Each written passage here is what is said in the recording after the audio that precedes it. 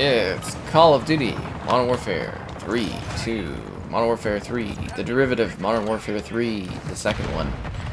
The one that literally came 14 years after, no, not 14 years after Modern Warfare 2. So this would be 12 years after the original Modern Warfare 3. We're in an era of reusing stuff. Anyways, it doesn't matter. Reuse your likes on the stream.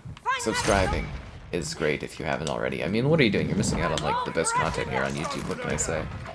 I don't know. Some great content. There's some good stuff here. Anyways, you know, consider becoming a channel member. Cool perks, emotes, icons. Like $1 to join. Why not? Channel Patreon option is available as well. Yeah, if you prefer that instead. And the Discord. And there's the... Holy hell, I'm actually killing people. What else is there? There's the Amazon store affiliate link. Should you be grabbing anything on good old Amazon land? It's all about the economy, what can I say? Oh, well, that's disappointing. I was actually on a bit of a kill streak there. We're starting the day with Scrapyard. It's a map that I can't seem to escape over 14 years of Call of Duty since it was first introduced. Why would you want to, right? It's such a great map.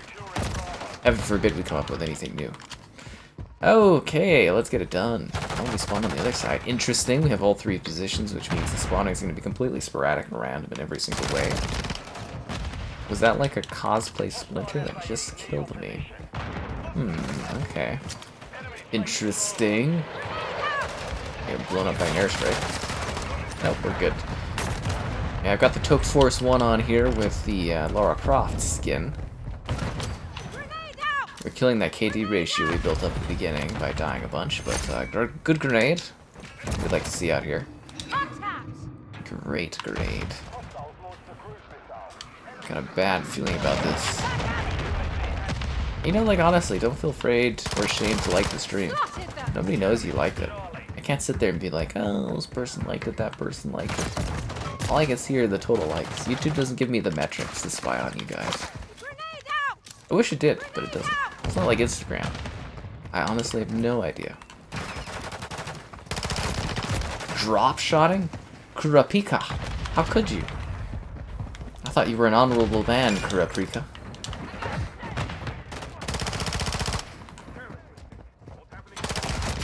Oh, piss off.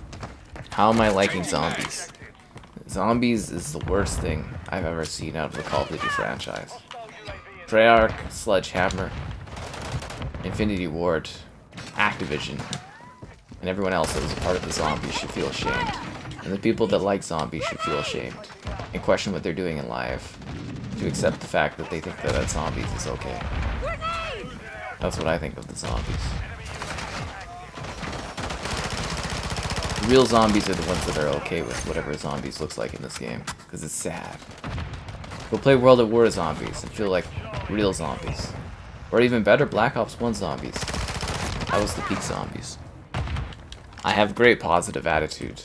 Some people around me in my day-to-day, they say, you are a positive rain of sunshine. And I go, yes, I am the sunshine.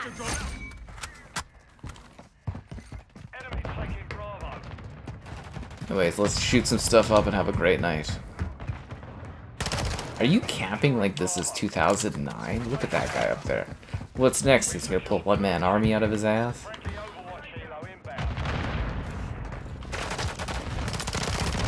Imagine being the developers behind this, being like, well, you know, we'd like to do Advanced Warfare 2. And Activision going like, nah, not happening.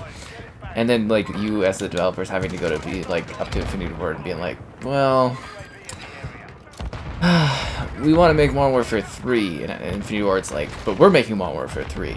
And then being like, well, you know, we don't really want to make Modern Warfare 3, but like, Activision is like, you're making Modern Warfare 3, so we're making it. And Infinity Ward going like, ah. And then being like, well, we don't want you to make Modern Warfare 3, and being like, well, that's what's happening, and yeah, and then having to make this. I'm taking fire! Anyways, that's what we're dealing with here. Black Ops 1 zombie was the peak zombies. It's true. It's true. What's up? I'm just here answering the Call of Duty. You know how it is.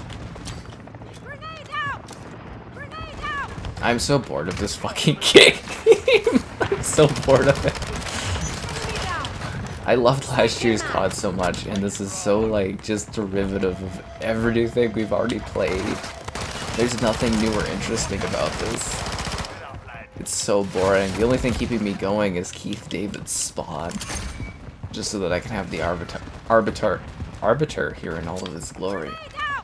Oh my god. This is depressing.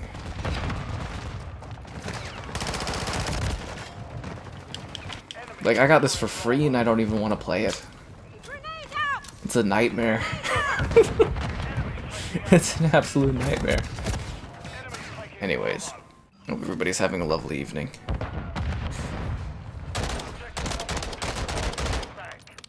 It's true. I feel horrible for the developers at Sledgehammer. It's not even their fault. They want to make a good COD, but they get shafted every year.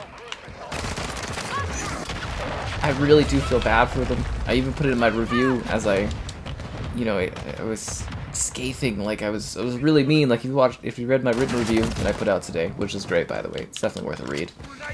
Just saying.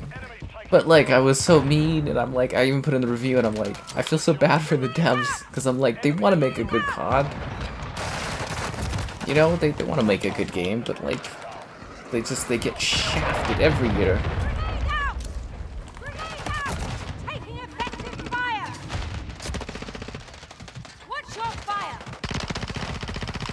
Like, just imagine how emotionally defeating that is to, like, wake up every day and work on, like, the biggest franchise in the world for gaming. And just know that what you're putting out isn't as good as what the other studios are putting out because you don't even get the chance to make the game you want to make. It sucks. It's not fair to them. It's not fair to us to have to play the game. It's not fair to everyone except for the people making tons of money.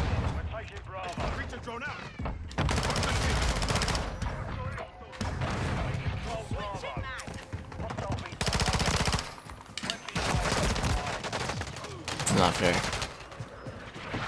Black Ops 1 Zombies? Yeah. Well, honestly, let's be real here. Black Ops 1 Zombies was as good as zombies ever got.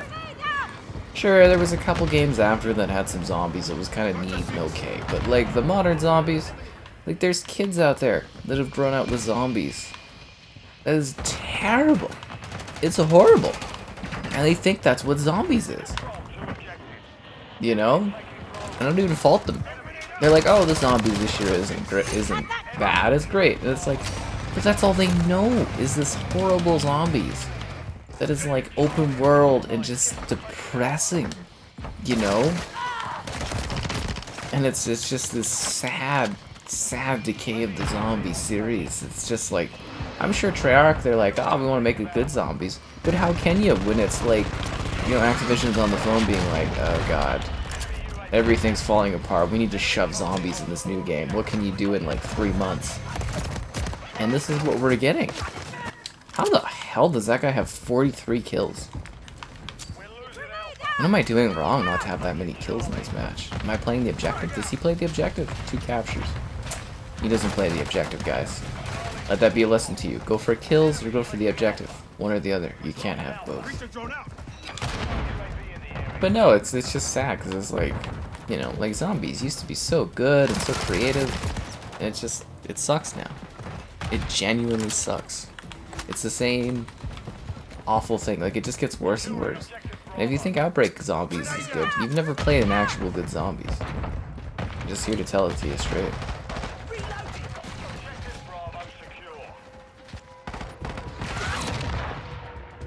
Hell of a good match to start the night off. That's what I'm talking about, guys. That's a win right there.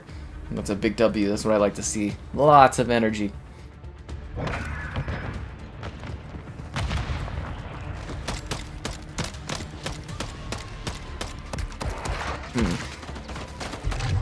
Well, I mean, to some degree, it's kind of nice. Wow, I started the match off really good, and then it just went downhill as that technician dude got like a bazillion kills.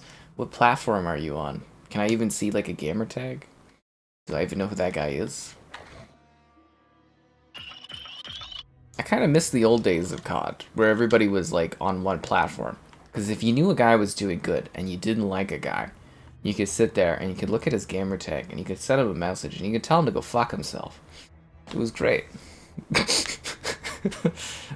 Nowadays, is like Xbox would be like, that's not a cool message, bro. And I'd be like, well, you know, honestly, it's video games. We're talking to people, and be like, you know, the kind of message you sent there, that's going to be a 1 to 2 day com ban. And I'd be like, come on, man.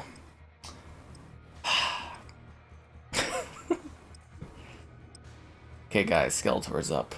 Grenade! That's all you're going to be hearing this match. Anyways, we're going to have a lovely time today.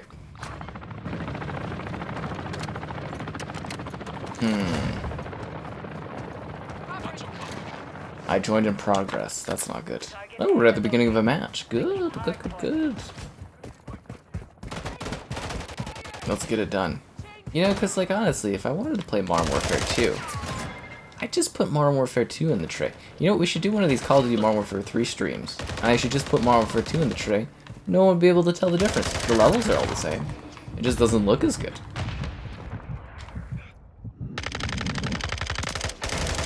Changing bags. Yes, Skeletor. Changing mags. Thanks, Mark Hamill. I'm glad they could bring out the big bucks to have Luke Skywalker come in and yell, "Grenade!" over and over again. That was a little aggressive. God damn it. Yes, I did win. I felt like a true winner on the inside. Like that song where he talks about every day winning, win no matter what.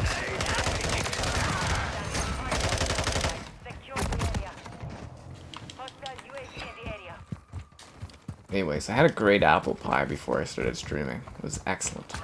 Absolutely excellent.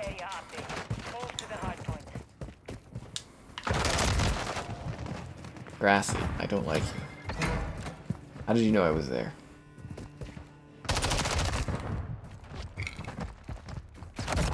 I should play Call of Duty 4. I'm sure we'll have a Modern Warfare remastered stream eventually. I do like that. You do know that's like my favorite Call of Duty, right? Like one of my favorite games of all time is Call of Duty 4. Absolutely love that game. It was amazing as a child, honestly. You know what was even more amazing is I loved Call of Duty 3. That was my first Call of Duty game. I loved Call of Duty 3 so much I was hesitant to get into Call of Duty 4 because I was like, a modern warfare? I was like, that's weird. I was like, I like World War II shooters, and then I tried Modern Warfare. You know, obviously bought it, launched, and blah blah blah, and played with my cousin and stuff, and I was like, this is amazing. But yeah, it is kind of funny, like my hesitancy, because Call of Duty 3 was like so mind-meltingly great at the time. I was like, this is fantastic. Grenade out! Grenade out! I'm taking fire! Skeletor, no. Their power's no match for me! Yeah, you tell him, Skeletor.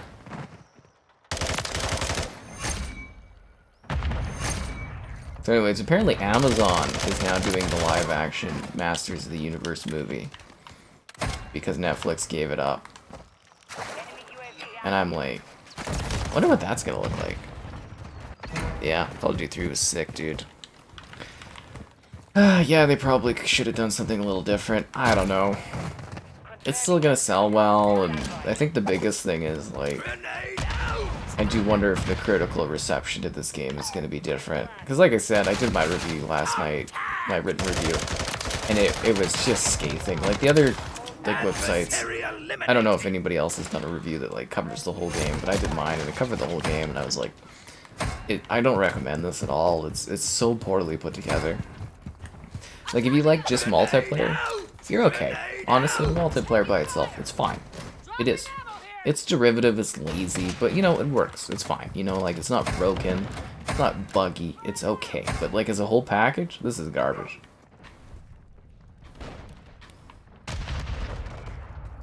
And it's like, I passionately dislike Cold War, and I know a lot of people out there like, Cold War, my love and joy, and it's like, Cold War sucks, I'll be honest with you. But this is worse. I like Modern Warfare over the Black Ops series. I do. I think the Modern Warfare series is better. Sorry, I just do. But like, damn man, this is some garbage. Triple kill. Straight up. I'm not even sugarcoating things to any degree either. That's just how I feel. Grenade out! The next Treyarch series? I don't know. They've had 4 years to work on it, the longest dev cycle of any Call of Duty game. So if Treyarch can't do something good next year, it's just like maybe Treyarch can't do good COD games. I don't know. We'll have to wait and see what they put together, honestly. But that's the fun thing about the Call of Duty series. Is like, you know, this year, maybe not the best COD, but like you wait a year, you have a completely different Call of Duty game. There's not many other franchises that do that anymore, right? Like a Halo game, it's like Halo Infinite. Sucks. But you know what really sucks is the fact that it's going to take at least 7 fucking years before another like Halo game comes out. I'm screwed. Halo Infinite's the only Halo I get for like 14 years of my life. That's it. It's just Halo Infinite. But COD, it's like if one is bad, it's like next year might be better. And you know what? Honestly, people should be more thankful that that is a thing. Because it's like it's like a nightmare for Halo, because it's like I don't like this newest Halo, and that's all I have for a massive chunk of my life. Like a massive chunk of my life. At least for COD, it's like, you know, next year's COD is entirely different. Hell, even if COD went to like a bi-yearly kind of thing, like every other year, even that would be great too, because you'd be like, 2 years from now better like COD. But like other franchises, it's like, oh, you are stuck with that game for years, and you better like it or you are screwed. So that's gaming in the modern era.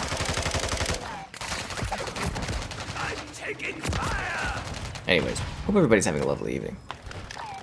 I'm glad you're enjoying this COD. If you like this one, you should check out Modern Warfare 2 too, because it's the exact same, but slower. Seriously, it's the exact same.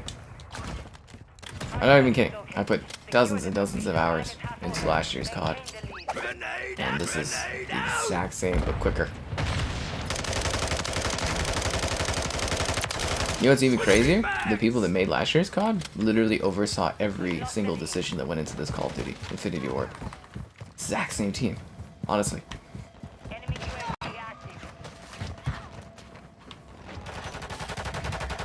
You know how much, like, how demoralizing that must be to have, like, a team overseeing every single choice you make? Ugh, it's terrible. I feel so bad for the people at Sledgehammer. Because they're talented devs. And they just get screwed.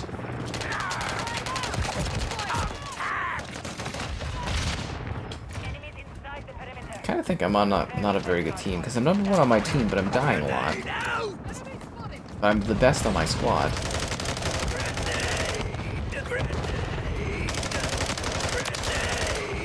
It's just what I was thinking of, Skeletor. Grenade. 3 times in a row.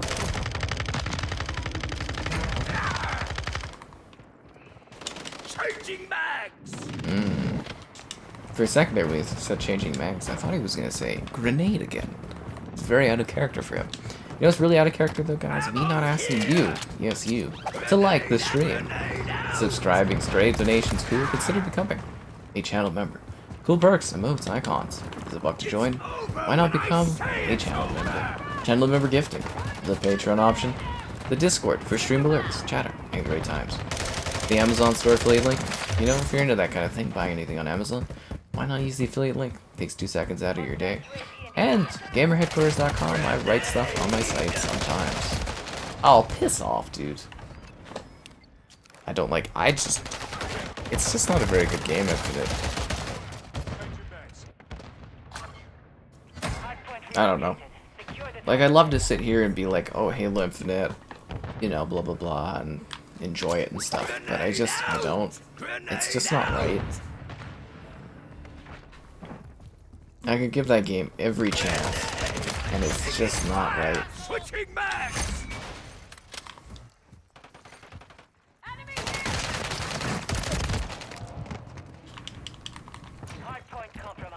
I think that's the most heartbreaking thing about it. I've loved Halo my whole life, and that game just isn't right. There's so many people telling me that it's supposed to be right, but it just isn't.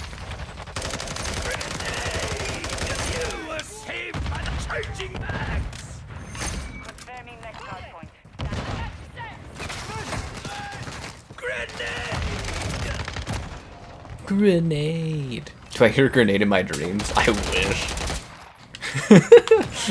Skeletor and his grenade fetish. Grenade!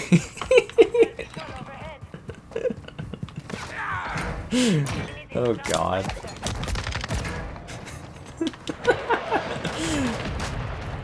Dude. My thing is, was like, they used like literally the same game as last year and they couldn't even be bothered to fix all the bugs. That's crazy to me. It's like you were given an easy upgrade. Next time And you still couldn't even be bothered to fix the issues.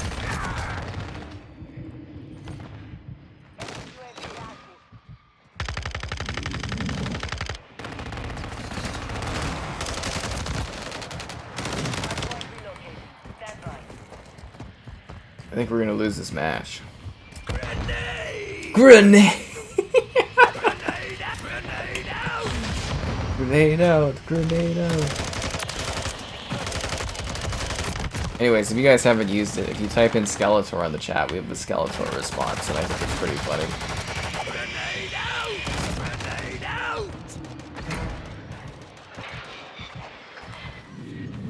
Okay, Luke Skywalker. Great actor. Incredible performance of the Joker. As your Skeletor, can you please say the grenade line? Oh, so this is gonna pop up every, like, you know, so often in the game. No, dude, people are gonna be singing this, like, every other second. Could you please give us a hell of a grenade? And he's like, okay. Grenade! It's just like... Oh my god. Grenade. Grenade! Oh, sledgehammer. I feel bad for them, but some of the issues they create are also, like, totally their problem too, right? Like, that's such an easy bug to fix. You just literally go, like, you just create, like, a slight delay on how often grenade is, like, spoken. Grenade out! Grenade out! You know, being like, okay, if he says grenade, he can't say grenade again for X amount of seconds. Like, I could code that. I'm like a regular dude, not even getting paid to code that. I could come into the Sledgehammer offices and I could write like a one-line thing that's just like, voice line said, do not say voice line for X amount of time after, and it's just like, it fixes it. It's that simple. It genuinely is, I'm telling you. I'm not gonna act like I could sit here and I could write this game up in code, because I can't, but like, I could do that line, and I could fix that. It would be that easy. You just add like a slight delay and just being like, grenade only every 10 seconds or something, and it fixes it completely.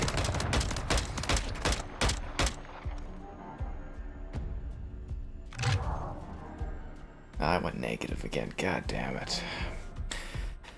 Well, it doesn't matter because stats don't matter because I can't level. I already got the achievement for maxing out my level. We're only like 4 streams in. Somebody help me from this nightmare.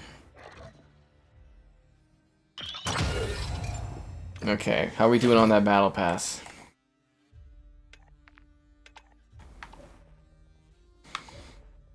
So we finished that last night, that's done. I will unlock the Fat Clown Party Pooper weapon sticker that I will never use in my entire life. There we go. How close are we? Okay, we're 75% of the way to unlocking Keith David's spawn. I won't let you down, Arbiter. Arbiter. I keep saying Arbiter tonight. I won't let you down, Arbiter. I'm willing to waste at least 20 more hours of my life to unlock you as a character to use occasionally within this game. You're welcome. Okay, do I want to play on, like, Wasteland, which is an absolute piece of shit level, or do I want to play on Highrise, which is the only level people like in this game, so you play it 900 times to the point you want to, like, tear your hair out because it's like, oh my god, I'm so sick of this fucking level. You need to play it over and over and over and over again because they keep throwing it into Call of Duty every single game because it's the only level people like, and you're just stuck with it. It's not even actually that great of a level. It's seriously, it's 2 spawns and then an open area that's just, it's just a mess. And you have to play it over and over and over and over again because people really seem to like it for some reason. And you just descend into madness. It's quite a day. Anyways, I hope you guys are having a great time. How many more levels? Too many levels. Anyways, I'm having a day. I am having a day. Alright, let's go, squad. Oh Christ, I'm playing a Skeletor again. Don't worry, I'll get it out of the way and warm you guys up. Grenade! If I ever get the opportunity to interview Mark Hamill, I will make sure that I get him to yell grenade at us. In honor of this game. Switching mags! Grenade out! That was a perfect Crash Bandicoot grenade. It was whimsical. It was daring. It was charming. I loved it. Grenade out! Now I will sit here and camp this position. Are the daily challenges still broken? Dude, how fast do you think they're gonna fix these? Like, people are taking the weekend off. Some people it's a long weekend or something. I don't know. Apparently Remembrance Day is a long weekend to some people. I don't get it.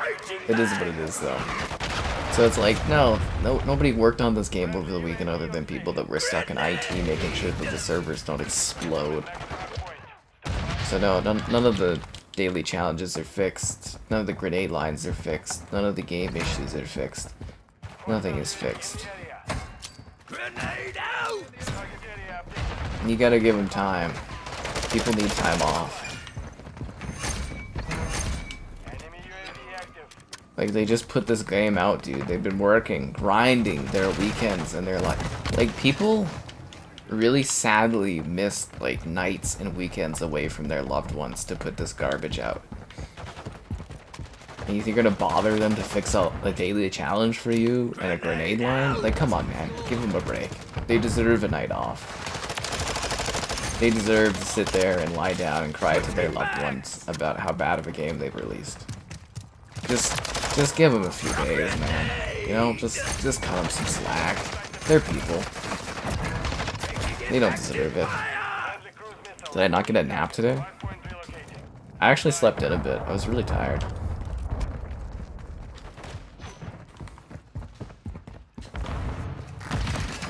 Did I not get a nap today?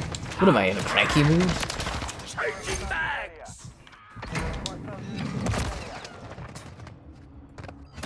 You didn't buy Skeletor? That's your loss, dude. Skeletor is actually, like, really awesome in this game. As soon as they fix his grenade line, Skeletor is actually, like, a really great character. He's got some cool skins. He's got some cool voice lines. He looks great. It's just that grenade line that they need to fix, honestly. But everything else about this character is awesome. Like, this is actually one of the better put together characters. Like, if you're playing Modern Warfare 2, this character is, like, fantastic. Seriously, it's not like cosplay Croft and stuff like that. Like, they actually put some time into this one and it looks fantastic. You know, I wouldn't even call myself, like, a hardcore, like, He-Man fan and stuff, but yeah, no, they nailed this character. It's just the grenade lines are screwed.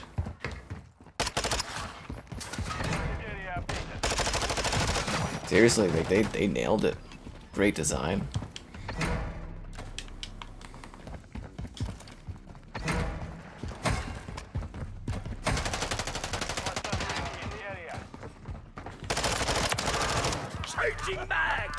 I'm Groot. I am dead. Oh, he dies with a skeleton head. That's hilarious. Okay, so if you never noticed it, because I kill guys and we don't really, like, look at it. So the gun here, this is the Skeletor gun. So when they die and they have a skeleton head. It's pretty cool. It's kind of like when I killed them with the Crash Bandicoot gun and they turn into, like, giant Wumpa fruit. It's like that, but they're skeletons. It's very, very cool. You haven't bought COD in 12 years? You've been missed out on, like, so many good CODs, dude, honestly. Over 12 years, there's been some really good stuff. I'm not saying this is that kind of stuff, but, like, 12 years? Oh, man. Like, Modern Warfare 2019 was, like, really good. Last year's COD was, like, really, really good. 12 years? How far back is that? Oh, my God. You missed out on some great Call of Duties if you've actually, honestly, not been playing this for 12 years. There's some, like, substantially great games out there.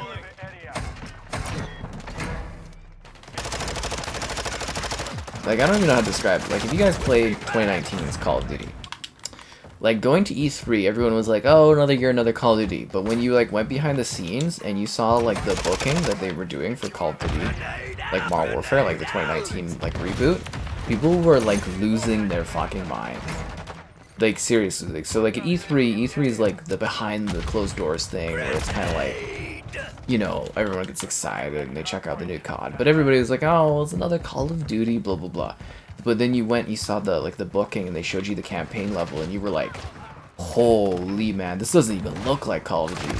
This is amazing. Everybody was sitting there being like, wow. Because I remember, you know, like, the atmosphere was kind of like laughing and joking when we were waiting to get into our booking to see that game. And then when we saw the footage that they showed us, everyone's jaw just, like, dropped. They were like, holy man, what is that? And it's like, that doesn't even look like Call of Duty. It was crazy, honestly. You know, if, like, 10 plus, like, 12 years, you've missed out on some really good COD games. Like, even if you don't like multiplayer, there's still, like, really stellar stories throughout that time. Because they release one every single year. And it's like, sure, not every single one of them is a hit, but, like, when they drop on Game Pass, I highly recommend going back and at least checking out the stories. Because there is some good stuff in there. You can, like, act like you hate a COD all you want, but I think if you go and you check out all the stories for the different CODs over 12 years, you'll at least find one or two that you enjoy. Honestly.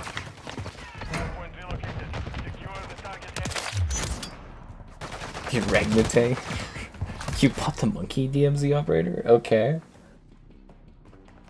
You saw the Marvels, it was a movie. Is it the CGI or something you didn't... What didn't hit you for the Marvels? I mean, it gave you fair warning on the movie, man.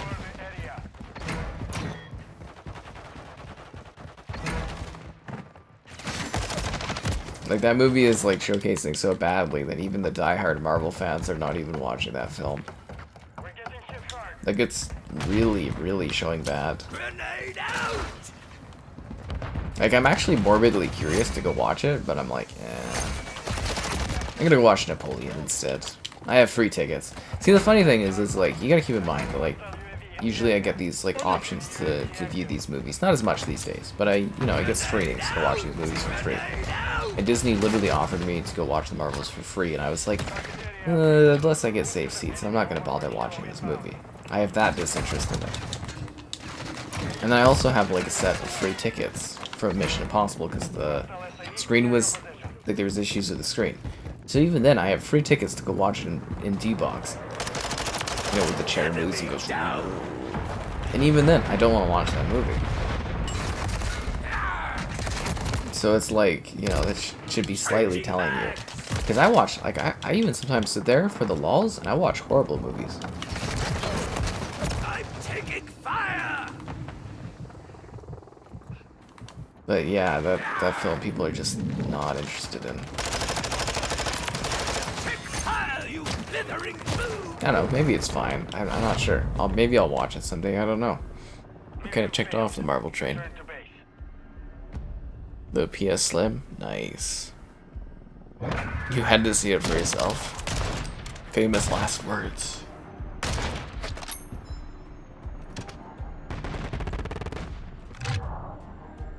I don't know, there is a good and or noble thing of seeing something for yourself to make your own decision for it too. So I don't necessarily love the idea of people just, like, hanging on the words of others. Like, I do, you know, my reviews and blah blah blah, and I give you opinions and I give you thoughts on things, and I do the best I can to be like, you know, is this something you should see? Is this something you should want? But at the end of the day, there is an element where it's kind of like, you know, you do have to experience things for yourself, and you have to make decisions as to whether or not you enjoy something or want to watch something. I can only give you my thoughts. You know, I can warn you if something's really, really bad or if something's really, really good. I can give you thoughts, but at the end of the day, it really has to come down to the idea of whether you or not enjoy something. And I do think there is value of someone coming out there and, like, formulating their own sort of opinion on something and being like, I like this, or I didn't like this, or I agreed with you, or I disagreed with you, and that's totally fine. The main thing I really do want to get across to people is that you should come up with your own opinions on things. It's just like, I'm here to inform you on decisions and help. That's the idea.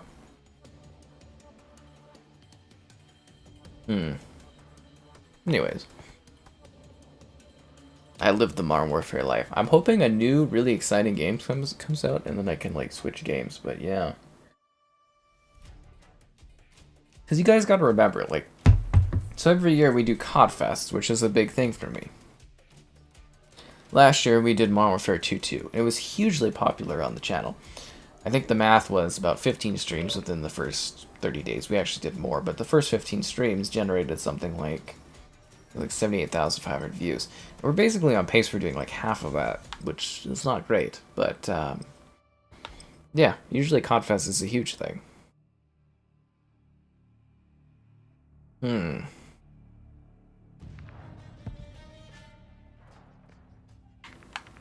Okay, so we're gonna go with... Oh wow, this is 101 to... Oof, no. I want no part of that. The marbles on video. Yeah, sure, and go ahead. Honestly, I don't care. I don't care if you buy the marbles. I don't care if you watch it. It's totally cool. Make your own decisions. I'm just like reading the box office, and I find it absolutely fascinating. Because on one hand, it's like, it's good that Disney's getting knocked down a few pegs, I think, personally. From my perspective, I want saved seats when I go watch their movies. Everyone else in the industry does it. Am I snotty? I don't know. It's totally up to you to decide. But at the end of the day, it's also like, you know, they're getting a little too overconfident. They're putting out less and less quality products, and it's good to see them kind of maybe have to sit there and actually think about what they're doing. Which is good, because it keeps companies balanced, and they don't get overly confident. But it's like, you know, make your own decisions with your own money. You work hard for what you earn. Choose how you want to spend it, right?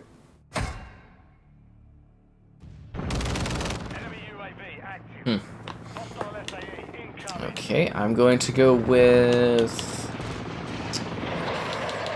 I'm going to go with the Hurricane. Holy Christ. No.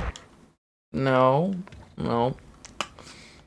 200 to 20. No. No, no, no, no, no, no. Not doing that. Sorry, Sledgehammer. I'm not going to let you put me into a match where I'm just going to get my ass railed for a good 3 minutes. No. No. Not doing that. Sorry. No. No. Not happening. Not today. Not today. So anyways, hope everybody's enjoying the weather. It's actually crazy here because we're used to like snow, right? Like we're used to snow at this time of year. It's just grass everywhere. I don't even see any snow. Even the water is like pretty unmelted. It's bizarre. If this is you know, the global warming thing, quote unquote, I openly welcome it. I still like snow, but you know, we get a balance for most of the months here, pretty warm. I'm totally down for that. They shouldn't have underestimated me. You're damn right. You tell him, Laura.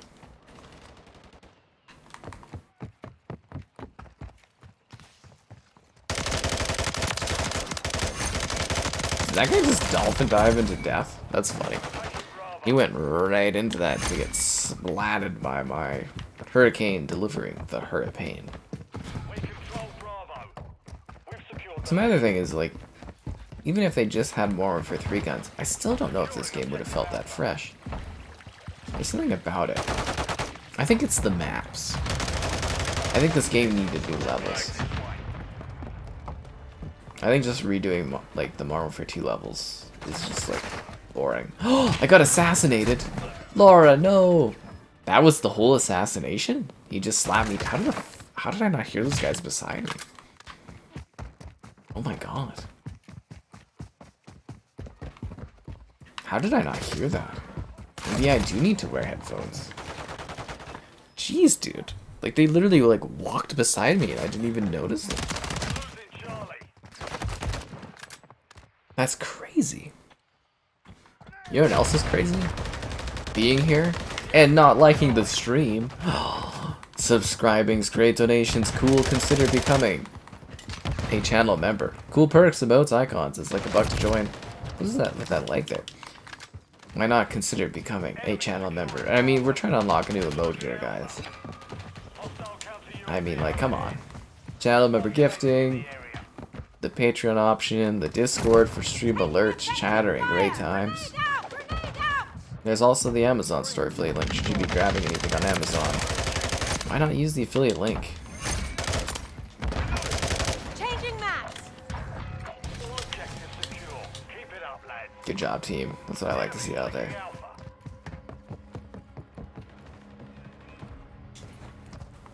Do you ever look outside the map and be like, holy hell, man, that is... Where do you keep coming from, Big Bad Wolf? Dude! I don't even hear this dude. My god. Does he have, like, no footsteps? I was trying to show off, if you look outside the map here, it's just like an empty, like, blank wasteland. It's really weird. It's like they didn't have time to actually put anything outside the map at all.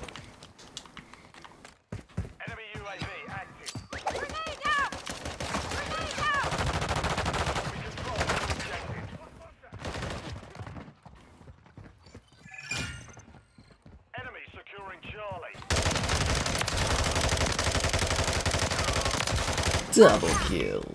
Switching mags. Double spawn kill.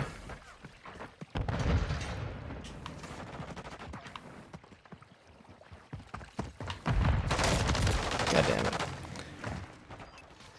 Yeah, I mean, a lot of people have been complaining about this game.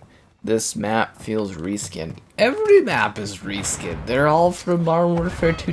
What do you mean this map feels reskinned? There's no original content in this game. There's nothing original about this experience. Nothing. Not a single fucking thing in this game is new or fresh. It's all rehashed crap. And then you've got these, like, Twitter influencers sitting there being like, COD, it's back. This is the best COD they ever did. And it's like, holy hell, dude. I didn't know your entire, like, what word am I looking for? Credence and everything was built on the fact that they pay for you to have a trip to go and play this fucking game early for one night. Holy dude, like Christ, dude. Have some level of pride in your opinion and stuff. This game is the exact same. There's nothing new about this in like any part of it. Even the story beats are the exact same from the previous trilogy, minus any sort of actual information or creativity or any sort of, like, I don't know, like, there's nothing new about this. Nothing. And I'm one of those people where it's like, oh, Call of Duty's the same every year. I hate that. It's not true. Every COD is different. This one is not.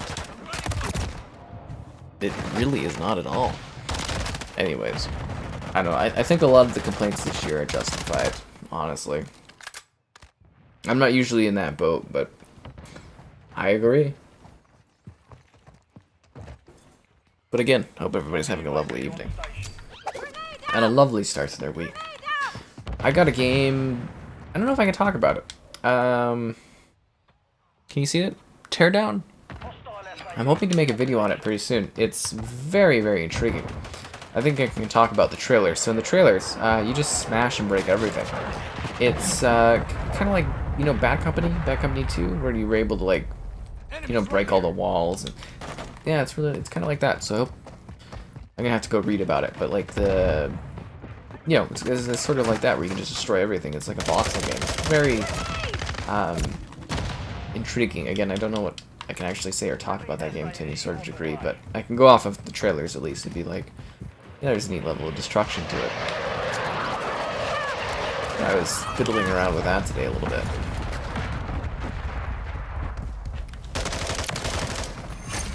Anyways, embargoes are kind of boring because I don't get to like chat or have fun about things. Like, sure, it like helps certain games where it's like, you know, games aren't good, but like, I think for games that are good, it'd be great if you could sit there and actually chat about them a little bit earlier. Changing maps. Got your back. Slotted them.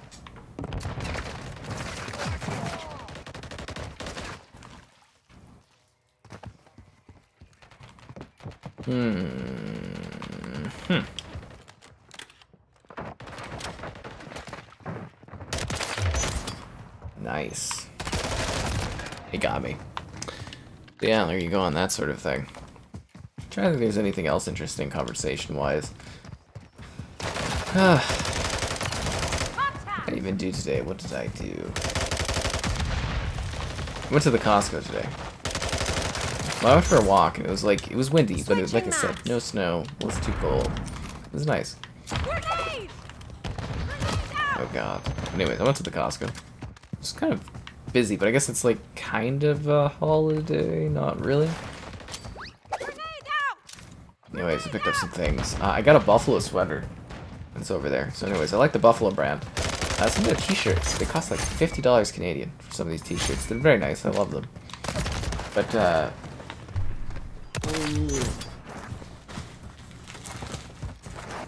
jeez, I got this sweater at Costco. Apparently I'm a small, doesn't make any sense to me. At $25 for this like sweater. 25 bucks. Oh my god. And that's Canadian dollars too. I was like, whoa. I was actually like, I don't need more sweaters because, you know, I have way too many sweaters. But I was like, for $25, I was actually kind of like debating if I should get like a second one. I was like, 25 bucks. And there was, what was it? I got my hot dog, you know, $1.50 hot dogs. That's what it's all about. And there was like a couple little kids in the line trying to get drinks, and they had was it a grandmother with them or whatever.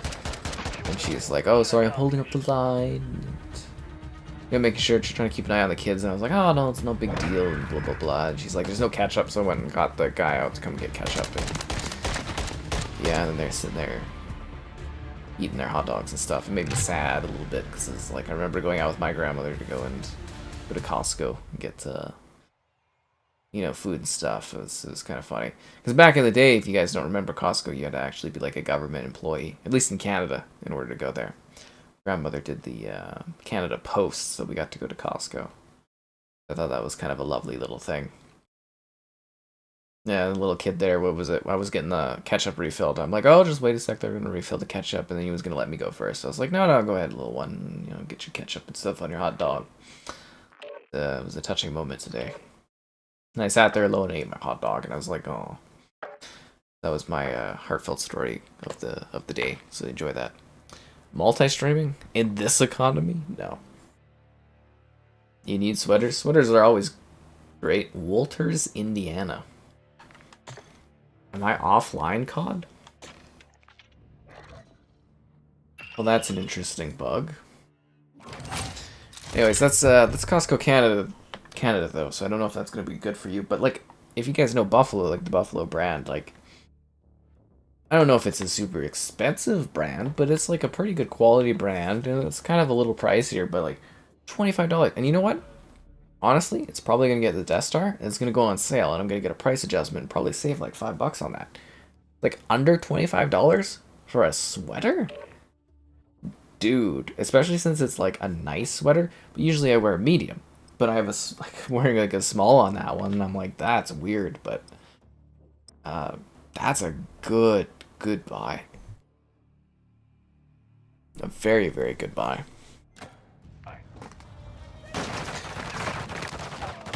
Your first Modern Warfare was 2019. Really? So are you like a bit younger then? I would highly recommend, especially when this stuff all ends up on Game Pass, I would highly recommend playing that original Modern Warfare series.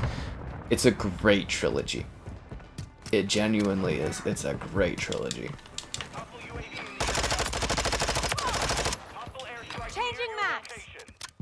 You know, I'm not gonna sit here and act like, you know, the original Modern Warfare series is like, you know, Hamlet or any of the Shakespearean works, but it's legitimately a great series of games. If you sit there and play the original Modern Warfare games as like a story, just doing 1, 2, and 3, it's very well set up. It's very satisfying. You care about the characters. You care about their journey. It's like the stakes are high. It's wild. Like the first game has like this incredible moment where this like huge jaw-dropping thing happens and you're like, oh damn. And then, you know, Modern Warfare 2, you know, I think the stakes are really raised because it's like, you know, especially for the time, I don't remember another shooter game kind of taking the action to like the home turf. And it's like, you know, it's like Modern Warfare 2, the original.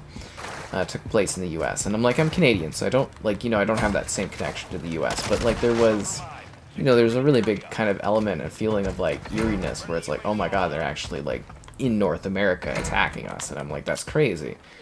And then Modern Warfare 3, where it does, like, this big global thing, was just crazy, where the game, really, the scope of it increased wildly. And there was a lot of stakes there, and it was a good setup, and it tied off all the characters, their narratives really, really well. Yeah, that was a very well done series. So I would actually, again, heavily when it comes to Game Pass, highly recommend that original series, because I think you are missing out on some very, very well done games. I wanted to execute that, dude. Somebody remind me to switch characters to, you know, someone else. I mean, we usually switch the operators. Croft is cool and all, but I need some different character options. Yeah, the Modern Warfare 2 airport is crazy. Absolutely crazy. Yeah. But the thing is, again, I think if people have played that original Modern Warfare, like Modern Warfare 3, and some people hated Modern Warfare 3 back in the day, I think that was completely unfair. Honestly, that was a great ending to the series. Like, when you get to that last level, it is so satisfying to see how that whole franchise wraps up. It really, really is. Like, the way they conclude things, you just go, yeah, this feels right. Because there's, like, a big moment, a big crazy thing that happens to a character that you actually care about in the series that you don't care about in this one. And you go, oh, damn. And then, you know, when you get that satisfying ending where it's like, you know, there's a villain that's just so cocky, and you're like, you're getting your comeuppance, you know, it feels right. Because, like, it's hard to, I don't know, it's hard to get shooter games, story-wise, done correctly, if that makes sense. Like, it's hard to nail the story part of these games. And a lot of gamers are kind of like, oh, I just played the multiplayer, but, like, the story elements of these games, if they're done right, can be very well done. You know, you can care about the characters, you can care about the setup, and it's just really the attitude the developers put forth in regards to their narrative.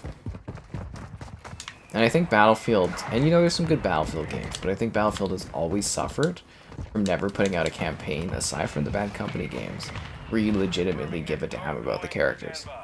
Because it's like, honestly, you know, you sit there and you look at, like, oh my god, I'm getting fucking killed here. I did join in progress, to be fair, though.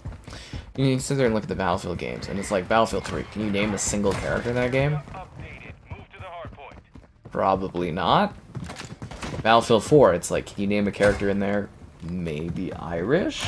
But he's like a secondary dude, right? He's not even a main character, and it's like, what was it, Irish, and was Rose the other lady? She was kind of interesting.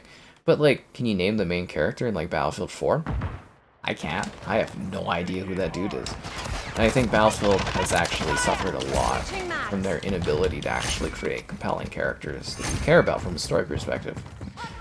And one of the big things I believe in for shooters is, like, yes, the multiplayer is where you spend most of your time, but the campaign is what makes the game memorable, especially for a shooter perspective. The campaign is what actually sticks in your mind long term. It makes you care about something. And then that gets compounded by having great multiplayer.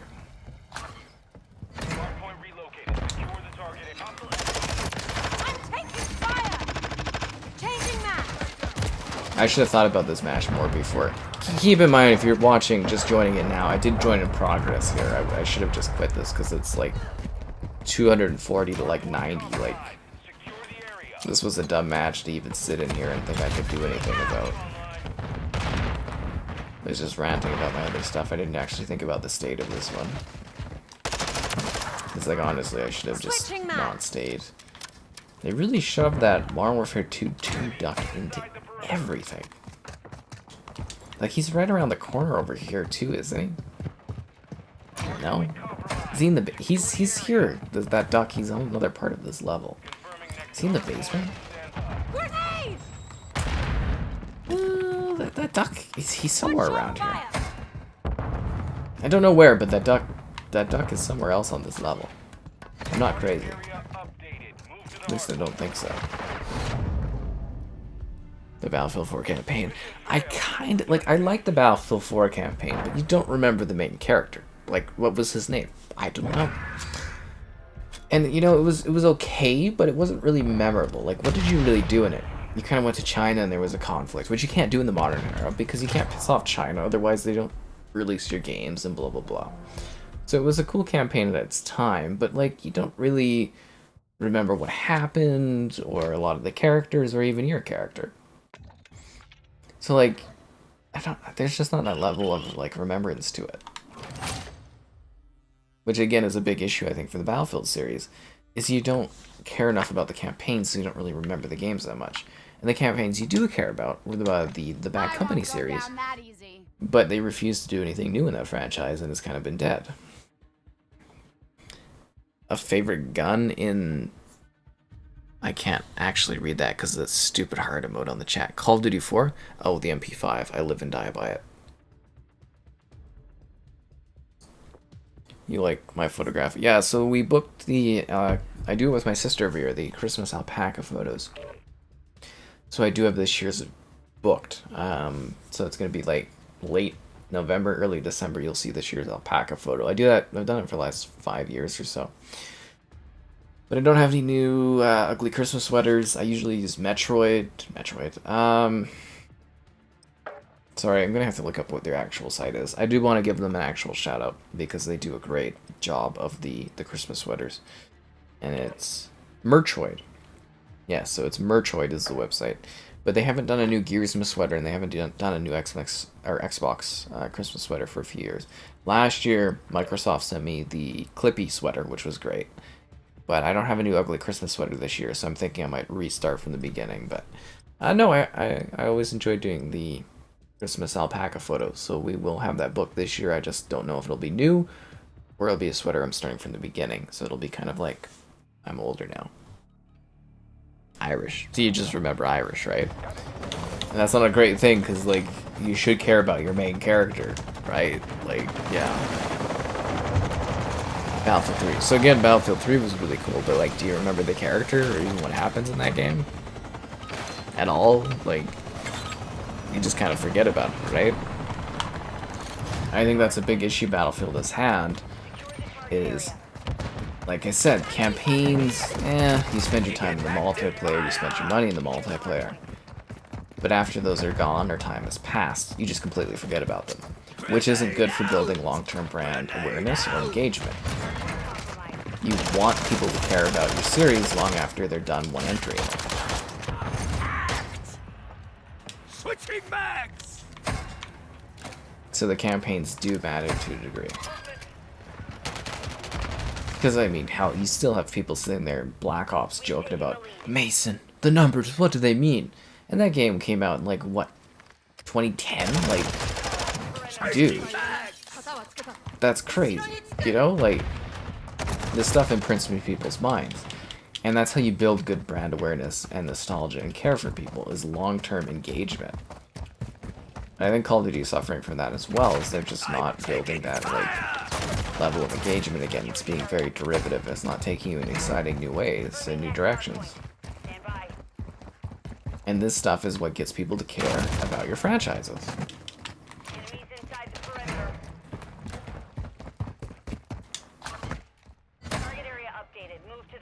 The guy's got a lot of women in his family. Hardpoint compromised. Secure the area. Does he have 2 wives? Is that like 2 wives and then like 2 daughters?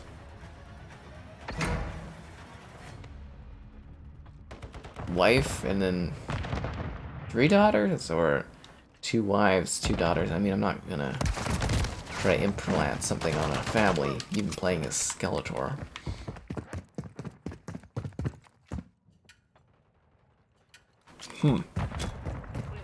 Anyways, I can digress. Yeah. Synergy before the things. PewDiePie ugly sweater. Well, like, my thing is like, I have like, I don't know if you guys have seen that, but I do like a pretty cool Christmas alpaca photo every year. I go and I pose with the alpaca. And it's delightful. And it's like a traditional thing, but it's just kind of like, I don't have a new sweater this year. Last year, you know, obviously we had the like I said, the Clippy sweater. So it's like, if you know Clippy from, you know, Microsoft, like Clippy.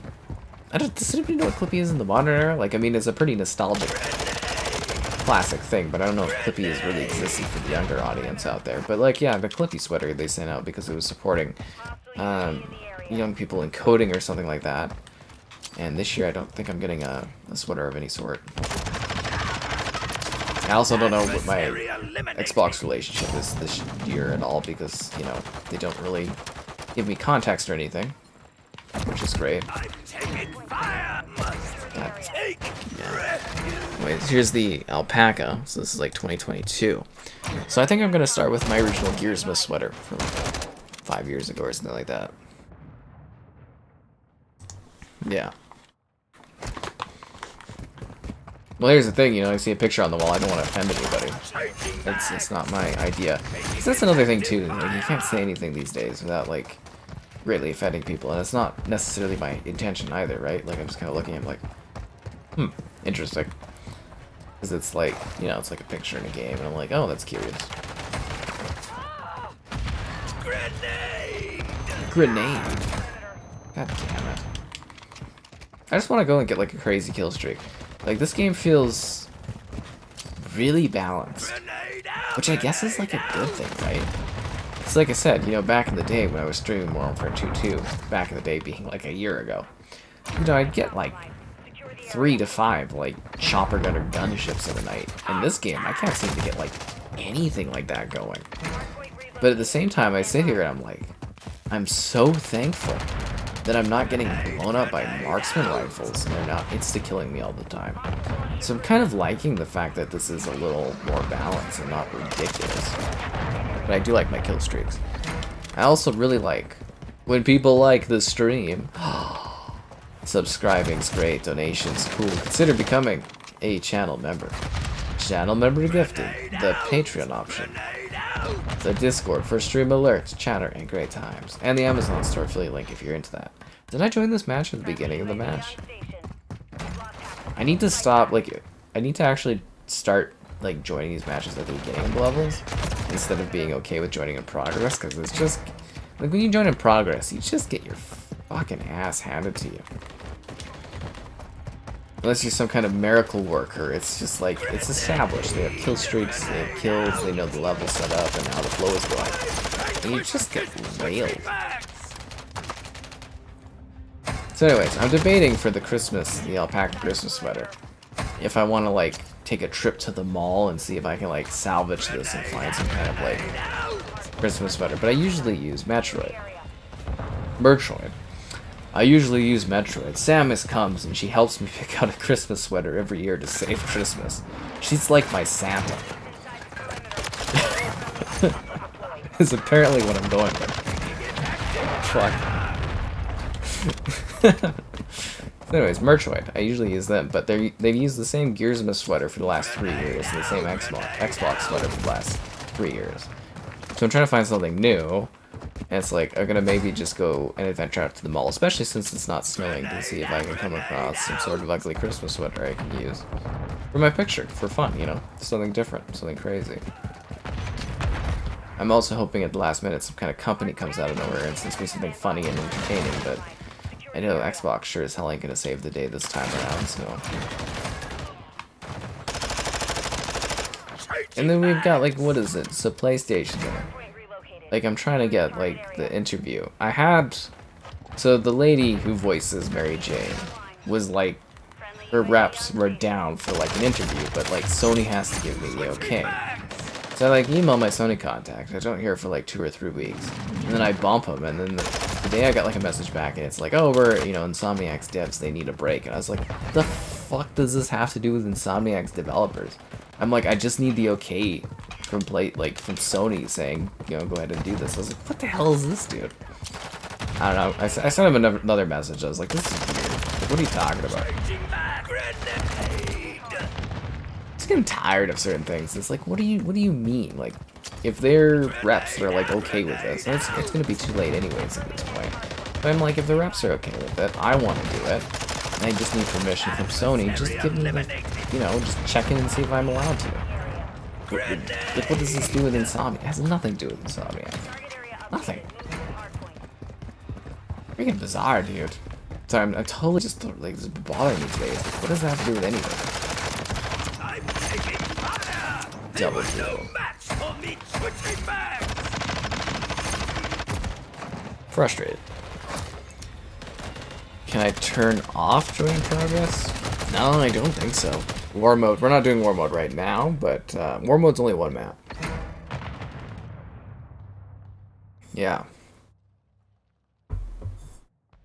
You never bought them for campaign? Oh, well, you've been missing out, man. Like, some of the Call of Duty campaigns are fantastic. You know, like, I played... Hardpoint relocated. Like, honestly, I've probably played, like, a few thousand games. That's not even being, like, you know, conservative with my, like, numbers. Like, I've played a few thousand campaigns. And some of these Call of Duty campaigns are incredible. You know, that is largely what got people into this franchise back in the day. Like, sure, the multiplayer's been really good. But those campaigns... I should have just quit this match. What am I even doing here? I joined in progress. And I'm just cannon fodder for these guys feeding their kill streaks. Half the hero I am! Yeah, you tell them, Skeletor. But like some of these Call of Duty campaigns are fantastic. Like the Black Ops 1 campaign is remarkable. Like it's incredible. Like it's very, very well done. Return to base. And then Black Ops 2 kind of leans into that. I don't know if it's quite as strong campaign-wise as Black Ops 1, but it's really, really great. And the Modern Warfare trilogy is pretty perfect. And there's really good stories, and they don't take forever to play. Like they're, you know, a few hours. Fucking Christ, I got my ass kicked. I should have quit that match right away. Give me fair warning, guys. If I join a match in progress and things aren't going my way, be like, hey, Sky, it's okay. You can quit this match and not hurt yourself. Christ, dude. Why did you guys allow me to get hurt like that? Damn, man. Holy. They sent me a battle pass token because they felt bad for the misery that match was. Holy, my KD is a hurtin'. Oh, God. Well, I can put on my XP, but that doesn't do anything for me because I've already maxed out. Let's see what everyone else is doing tonight. Oh, Alpha Kev's on here, but he's not playing with me? Well, that hurts my feelings. Ask to join. Join game. Invite. Invite to game. Israel. She does the thing where they wear less clothes and people send them money. Used to be an Xbox rep, so that's intriguing. Anyways, let's keep going on here. World at War has an incredible so dude, when you start World at War, you're like tied up and you're like, and this other guy's like, I'll never talk to you, and it's like a Japanese dude, and he just like burns this guy's eye out, and you're like, holy Christ, and then he gets his neck like slit, and this other guy, this American comes in and is like, these guys are gonna pay, and you go and you just go. World at War is very good. So there you go. that's the World at War opening. Yeah, it's pretty crazy. I think World at War was really cool because there weren't too many World War II games that focused on the like Asian front, if that makes sense. Like Call of Duty World at War still had the European front. Like you played as the Russians and you played as the Americans, right? And the Americans, they were doing the Asian campaign, right? Like against Japan and stuff like that. But to me at that time, that felt really fresh because most of the World War II shooters were like focused on like European fronts because everybody cares about like D-Day and stuff like that. Similar to, I think the only other time I can really think of like a Japanese or Asian focused campaign for like a shooter was Medal of Honor Rising Sun, right? Which I don't know if that was insanely popular back in the day. Most of the World War II shooters were all about the European fronts, and then World War felt really fresh because it was focused on that kind of like crazy level of play where it was sort of like you know, the Japanese tactics of like hiding and then surprising you and stuff like that. It was crazy. It honestly was. Like, it was sort of like Call of Duty 4, but like really bloody, gory, and intense. I think that served that game very well. Because before this game, I actually thought World at War and Call of Duty 4 were the closest gameplay-wise year on year, because they were so similar, right? But obviously this is like basically the same as last year's. But back then, you know, those games were practically the same, but it was like a World War II versus a Modern Warfare version of it. God damn it. Bots? I wish, dude. NFL's Cowboys. Okay, that's football. The Cowboys. Yeah, I think Kevin's kind of the guy you want to talk to about the Cowboys. I don't really have an opinion of that. I mean, there's the NFL with, like, Taylor Swift. Outside of that, I'm not too familiar with the NFL. I know the father there, he's quite into the Broncos, and apparently he's optimistic that they're going to make a comeback this year. From what I've been told, that's not likely, but he's optimistic they're going to come back, which is fascinating. Yeah, no, I don't really follow the NHL. I'm more into, like, hockey, but even that I don't really keep track of because I'm too busy doing this stuff.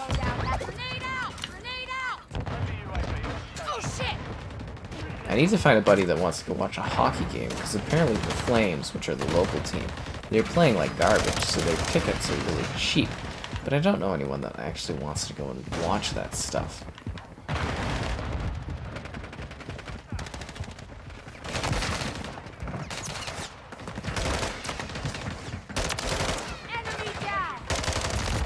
Starlight, Starbright, she's kicking your ass tonight. Honestly, guys, she should have won an Emmy for her performance in The Voice. She's so great, Starlight. Brings a tear to my every time she's on the screen. But yeah, no, I haven't actually watched any episodes of The Voice, so I have no idea. I bought the skin with no context, assuming they weren't going to add any other more interesting characters. And now I'm stuck here trying to pretend like I know this character. It's fascinating. Like, I'm wearing bright white and yellow with a giant dress in the middle of a battlefield. I kind of stick out really awkwardly to every single enemy. I might as well have a giant sign above my head that says, "Kill me." Like, I don't blend in at all. There's no camo here. Yeah. The opening at World of War is crazy, dude. But yeah, no, I highly, especially with them being on Game Pass, I would highly, highly recommend going back. And even if you don't care about the multiplayer of those old CODs, I would experience all of them. Especially if you're someone that's younger and you've only experienced the modern versions of shooter campaigns. Like, those older ones are fantastic. And that's just not the nostalgia of me growing up with those. Those campaigns are actually legitimately great stories that make you think of conflict and war and whatnot. Like, they're very, very cool. Which reminds me, I think shooter-wise, Spec Ops The Line should be like must-play story for people that play shooter games. Because a lot of these shooter games too are kind of like, yeah, they're sort of soft, like, oh, blah blah blah, war, US the good guys, blah blah blah. But if you play Spec Ops The Line, I think that was the first time that I played a shooter game that actually legitimately made me think about what the fuck I was doing. And that was profound, because that game is frickin' mental, dude. But, like, if you play Spec Ops, the highest thing I would recommend, A, buying it on sale so you get more bang for your buck than you could ever imagine in your entire life, and B, not reading a single goddamn thing about that game so that you go into it fresh and you get, like, profoundly hit by every single twist and turn that game gives you. Because it gets ugly in that game. But that's war too. It's not supposed to be a pretty thing, you know. But god, yeah, Spec Ops The Line, I cannot vouch for that game enough. Like, that game was freaking... That game will hit you hard, and you'll be, like, really thinking about your actions. God damn it. Guy should have died. I think he should have died. Dusted him. No Shave November? I don't really... I think when I was younger, I used to care about that kind of stuff. I think I've donated to the, is it the Movember thing a few times, but like, I don't know, there's a little commercial these days, like I said, the Movember trailers on like TV, and I'm like, that probably costs a lot to do, and like, can you spend that money on men's mental health, as opposed to like, doing very expensive commercials with CGI? Yeah. I don't know, you can look at their breakdown of like what their actual like spend is for like men's mental health, and they actually like keep a lot of money, which feels a little wrong. But I know, like, I don't know, it's kind of weird. I was kind of looking at it because I'm like, I usually donate to that sort of thing. I think this year I might send my money stuff to like the children's hospital instead. I don't know. Oh shit! It's just kind of weird, but anyway. Yeah, I'm not gonna do like the no shave thing. Cause I already shaved like, what, 3-4 times this month or something? Yeah. I like to be presentable.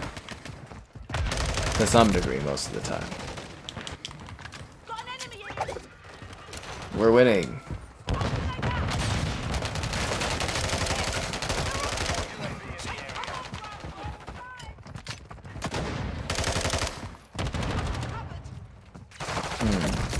Okay, damn it. Yeah. Take a young lady to hockey game. Oh god, I don't know. I don't want to do any of the dating stuff till next year. I'm too busy right now. Not the mindset for it.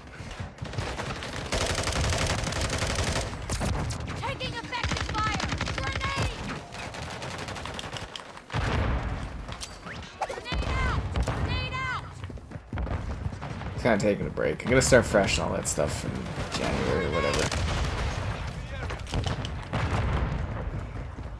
Okay, I think we got the win on this one, guys. Good job. This guy hiding in that grass spot. As if people haven't been hiding there for 14 years. What the hell kind of spawn was that, dude? That guy was like right in front of me. I mean, it worked for me, but what if it didn't? I was number 1, but I'll probably be negative. Good job, guys. Everybody, golf clap high. Golf clap. Golf clap. Bang. Boom. I was positive 9, right? Yeah, positive 9. That's what I'm talking about. Yes. Give me that battle pass progression. Oh god, I think I've streamed like 20 hours of this already. And like, I'm still 25 tiers away. Plus all the streams I did for Modern Warfare 2 too. Is this the grindiest battle pass they've ever done? Because this is crazy. Keep in mind, like I do this for a job. Like this is my job to do this. And this is grindy, like, as a job. 24%. Like, Christ, dude. Like, goddamn. This is a lot of work, man. Do I want to play on Favela or Afghan again? Whoa. I could use some new levels. Like, even a few new levels would have been cool. Something different. Kind of bored of the same maps. Over and over and over again. But those Call of Duty influencers on Twitter will be like, oh my god. It's the nostalgia. And it's like, I bet those accounts are young and didn't even play this game when it came out.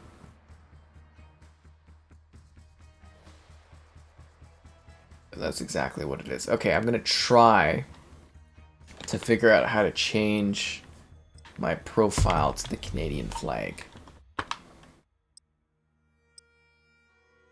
Next time we'll get to that. Because I don't know how we're going to actually be able to switch that. The UI in this game is very convoluted. I'm going to go with the purpley Vaznaz. I'm going to go with asking you, yes you, to like the stream. Subscribing's great, donations cool, consider becoming a channel member. Channel member gifting, the Patreon option. The Discord for stream alerts, chatter, and great times. And the Amazon store affiliate link if you're into that kind of thing. Why not support the channel? Oh look, there's pineapples. You can't shoot. Can you blow those up? You can. So they sound like ice cream, but they have real fruit? Why? That looks like a smoothie. I don't see any ice cream here. It looks like they sell real fruit, but not ice cream. Oh, there's ice cream scoops in there. Why do they have all the free fruit? Ow. Grenade. Grenade out! Grenade out! Sorry, I got distracted by environmental things. I'm taking fire! Yes, I know, Skeletor, you're taking fire.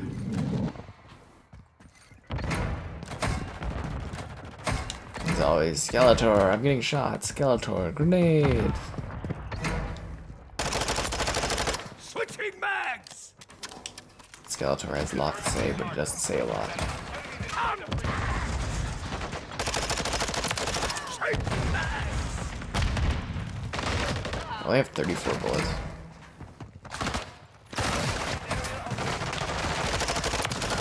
Enemy down! Did I even get positional capture on that? Oh, I picked up ammo, right on. You and me, Jim, Jojo. Anything else exciting you guys seen this week? I kind of want to see Napoleon. I don't know if it's this week or the week after, but kind of excited to go watch that.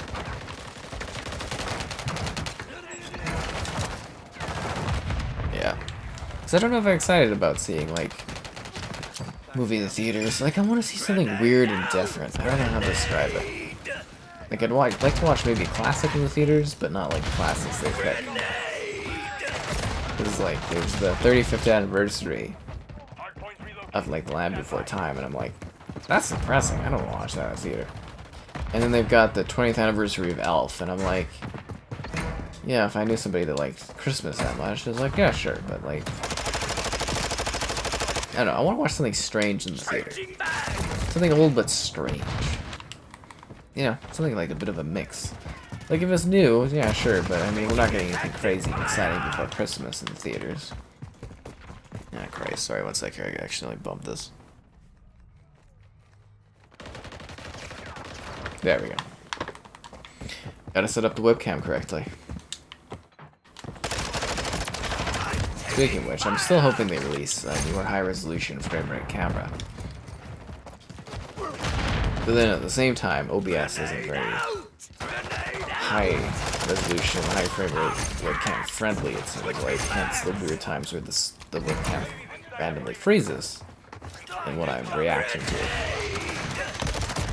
God damn it. Come on, guys. Favela is a household name. You should easily know this map and flow through it well.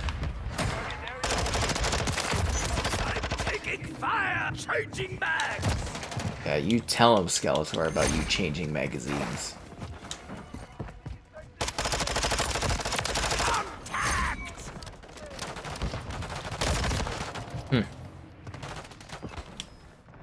You brought this on yourself.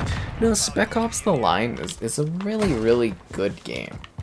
And it may be dark, and it may be, like, tormenting on your soul and your mentality. But I think it's a good game for the sense that it makes you actually think about what you're doing. You know, in the campaign and stuff. Because it seems like, oh, it's warm, and it's like, you know, it's just a generic shooter. But as you get into it, it's like, that game really takes a mental toll on you.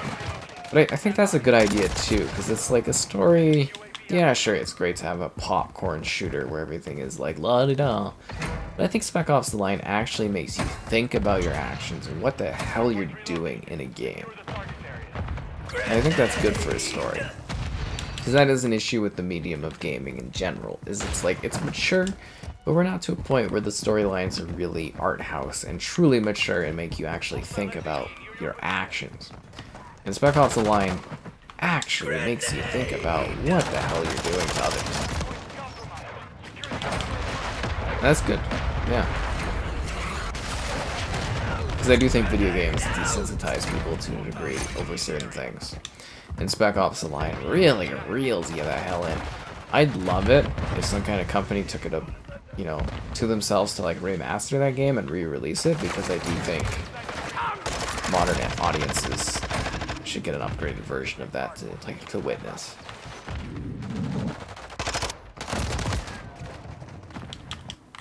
Yeah, because that game is really genuinely profound. And I know I'm building up to be really, really exciting, but please, if you are actually thinking of playing that game, do not read about it, because it is more impactful if you play it and actually experience the events of that game playing out to you as you know, are experiencing it. They were no match for me. Because there's certain movies where it's like you need to experience those freshly without reading into them, and then just like that, there's certain games that you need to experience freshly without reading into what they are. Otherwise, the impact I don't think is quite going to be there for you. Because yeah, it is hilarious how that game feels like a generic shooter, and then you're like, oh damn.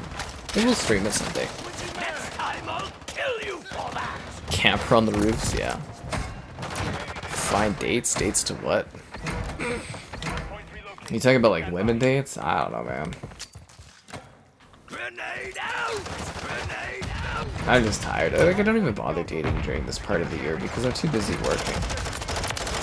Enemy down! And then I try during the other parts of the year, and it's just like people are so disappointing. So disappointing. Like, I don't even have very high expectations, to be honest. Very, very minimal.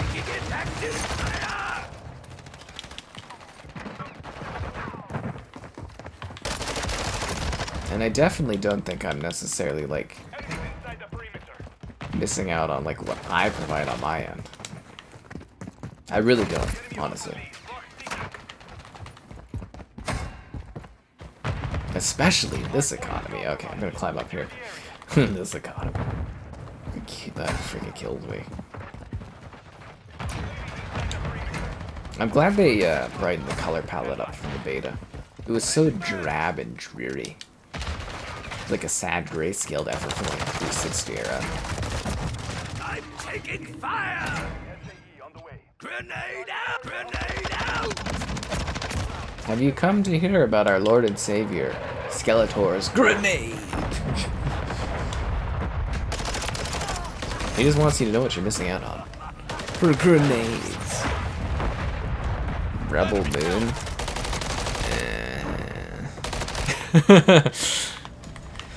I don't really like the Snyder movies. They're like really desaturated, disappointing messes of films. Like, he needs an editor. Like, I think Zack Snyder's got like a special type of like cinema that he does, but I think that dude needs like a really good editor to like reel his ass in on films. And I feel like Netflix isn't gonna make him do that. So yeah, I'm not... Unless I'm getting like a screening to go watch a Zack Snyder film, I'm just gonna skip out on them from now on for the rest of my life, because I just am not really too intrigued by them. I think the whole Snyderverse of DC films was kind of my, like, I'm checking out at this point kind of thing for his movies.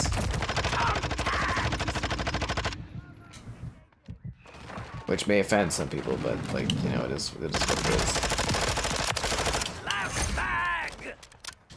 is. 9 bullets? Oh god, in the words of Snoop Dogg, don't worry about their bullets. Grenade out! Grenade! I'm taking fire! Adversary eliminated! You tell him, Skeletor. Skeletor is very vocal about his dreams in this. What price would I say this game is worth it? It doesn't matter what price this game is, because you're gonna pay full price for it regardless. I mean, to be fair, like, I did do a video review of it, and I did do a written review. And if you really want my thoughts on it, I spent like a long ass time sitting there writing about it and doing a video review about it. And those are my thoughts on it. And I don't recommend this game. Like, I'll give you a straight quick thing, but like, it's like, dude, I spent so long working on review stuff for this crap. It's like, watch that stuff.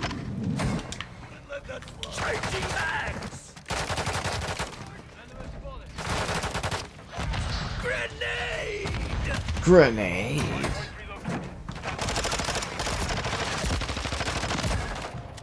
Grenade. It's the Xbox tax strike, yo. The Xbox tax. I can't afford this extra level of tax. Not in this economy. Starfield being snubbed. I don't know what to tell you. Okay. So there's two parts to this. One, is there a media bias against Xbox in the gaming like industry in regards to like critics and stuff? Yes. Absolutely. Like, I've done numerous E3s, I've done, you know, like literally I did like 5 E3s. I did numerous CESs, which is tech, and you know, I was at a PAX, and like, I know the behind the scenes on this industry. There is a genuine, definite bias against Xbox. There is. 100% there is a bias against Xbox stuff. Is there an Xbox tax? No. No, there isn't. Is Starfield being snuffed? Yeah, probably. I don't know. There's certain things about the Starfield where it's like, yeah, you know, it does feel like a classic Bethesda game. Do they need to upgrade their tech a bit? Probably. Yeah. Was Starfield everything I ever hoped? I don't know. I loved Starfield. I had a great time with it. I've never spent that much time with a game right off the bat. It was crazy. I loved it. I adored it. I moved on. But like, I don't know. What's really gonna happen? Let's look at the Game Awards. Which again, everybody has their own awards. I do my own awards usually. Everybody has different opinions, but it's like, you know, you look at the Game Awards and it's like, should Spider-Man 2 be there? I don't know. It's the same game as the last game. Maybe, probably not. Would there be another game I'd put ahead of Starfield? Maybe Diablo. But like, I don't know. Is this Call of Duty terrible? Yeah, it deserves the scores it's getting, honestly. You know, is Starfield better than it got kind of scored and stuff? Yeah, probably. At the end of the day, who really cares? Baldur's Gate 3 should win every fucking award at the Game Awards. All of them. My biggest thing is, does esports need like 6 awards? No. Should there be more awards for people giving performances in your video games? Other than 1? Yes. That's where you should direct your complaints, honestly. Is the fact that the people that are actually putting in performances, giving your characters voices and stuff, those people should be rewarded. Who cares about Game of the Year? Nobody gives a damn about the Game Awards. It's some Canadian dude that has like no expression sitting there being like, blah blah blah, I love Kojima. Like, who cares? Honestly. You put way too much like, oof, into that. Care more about the type of awards that are getting sent out as opposed to what's getting nominated. But yeah, it's gonna be Baldur's Gate. They're gonna wipe the floor with everyone else, and they deserve it. And Xbox sitting there being like, oh, Lardian, it's too simple to our other things. The people that work at Xbox that are deciding acquisitions and stuff like that, it's like, they should maybe pick some other people, honestly, because it's kind of crazy. Because like Larian, they're wiping the floor with other companies. And it's like, Microsoft is crazy for devaluing that company like that. Because Xbox could have bought Larian and made that a freaking exclusive, but they chose not to. If anything, they thought Baldur's Gate 3 was only worth $5 million on Game Pass. They should have paid for that. Dude. And they're paying the price for it. And you can really tell that game, like, Baldur's Gate 3 is something special because Xbox is like, yeah, we're bending the rules on parity for Series S because Baldur's Gate 3 is that important. So anyways, that's my quick thoughts on it. I think the Xbox tax thing is hilarious though. It's fanatics on Twitter. I'm gonna be straightforward with you. It's like some of those dudes on Twitter are freaking like cultist fanatics. It's scary. Seriously, there's a few accounts on there where I'm like, oh my god. And like Xbox like promotes them. Like PlayStation, they have some fanatic accounts too. They definitely do. But you don't see PlayStation sitting there like promoting those accounts and like propping them up. It's creepy. It really is. It's kind of creepy. So there you go. There's a balanced thought on it.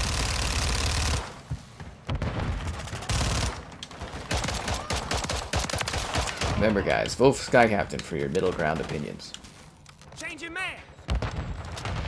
New maps? Yeah, so they're adding new maps to this game, because they're out of old maps to just recycle unless they want to do DLC levels. Apparently Season 1 in December is going to have a couple of new levels, which I think is going to be great, because my god, am I bored of this game already. Modern Warfare 2.2 did like 15 streams, almost like right off the bat continuously.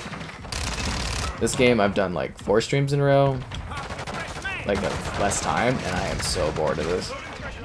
This is like a mind-numbing sort of like exercise. Yeah, I think like Spider-Man 2 is really, really good. Like I streamed it, I reviewed it, I think it's amazing. It's great, it's fantastic, but dude, it's like really the same as the last Spider-Man game, and I don't know if it crazily readjusts things. And I don't necessarily think it should be on that list. Like, Insomniac, they made a great game, but they didn't...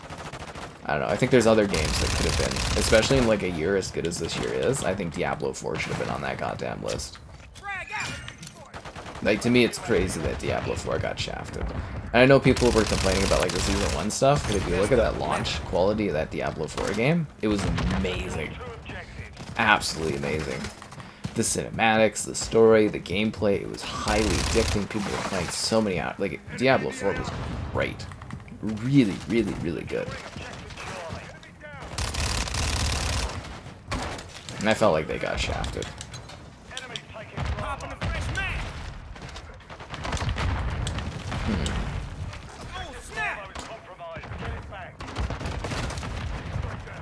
How about you help me capture C instead of just killing people on it? Wouldn't that be a novel idea? Playing the objective. Mario Wonder. I'm kind of disappointed I didn't get Mario Wonder to check out. I really wanted to play that one. But like I said, you know, like honestly, getting Mario Wonder, or not getting Mario Wonder was kind of my fault. I was like, yeah, I was straight up to Nintendo. I'm too overwhelmed and, you know, I'm like busy because my grandmother passed away and I was just like, I can't get this all done. And they gave me a grace on not covering like, you know, the Pokemon game, and I was like, that's nice, yeah. So they gave me a pass. I would have liked to check out Mario Wonder, but I don't really have time for it. But I've heard it's really good, so I'm not going to knock that one. But I'm going to sit there and be like, I think Spider-Man 2 was sort of a little samey. Like, it was great. I loved it. I love Insomniac Spider-Man games, but yeah, Spider-Man 2, I was kind of like, it's great, but it's the same a little bit. Yeah.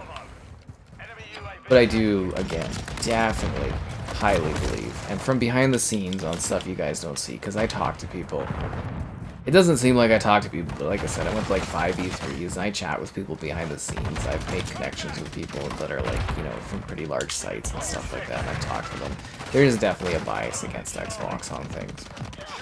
And it's like, I think Microsoft has a lot of work to do to improve their, like, visibility within the industry, but like, yeah, everything is going to be tougher for them. But when they own everything, there's going to be less complaints because they own everything.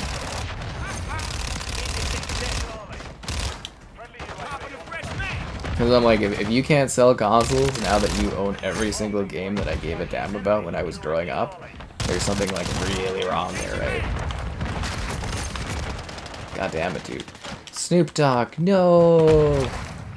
Snoop Dogg! B-double-O-G, yo. Snoop Doggity Dogg.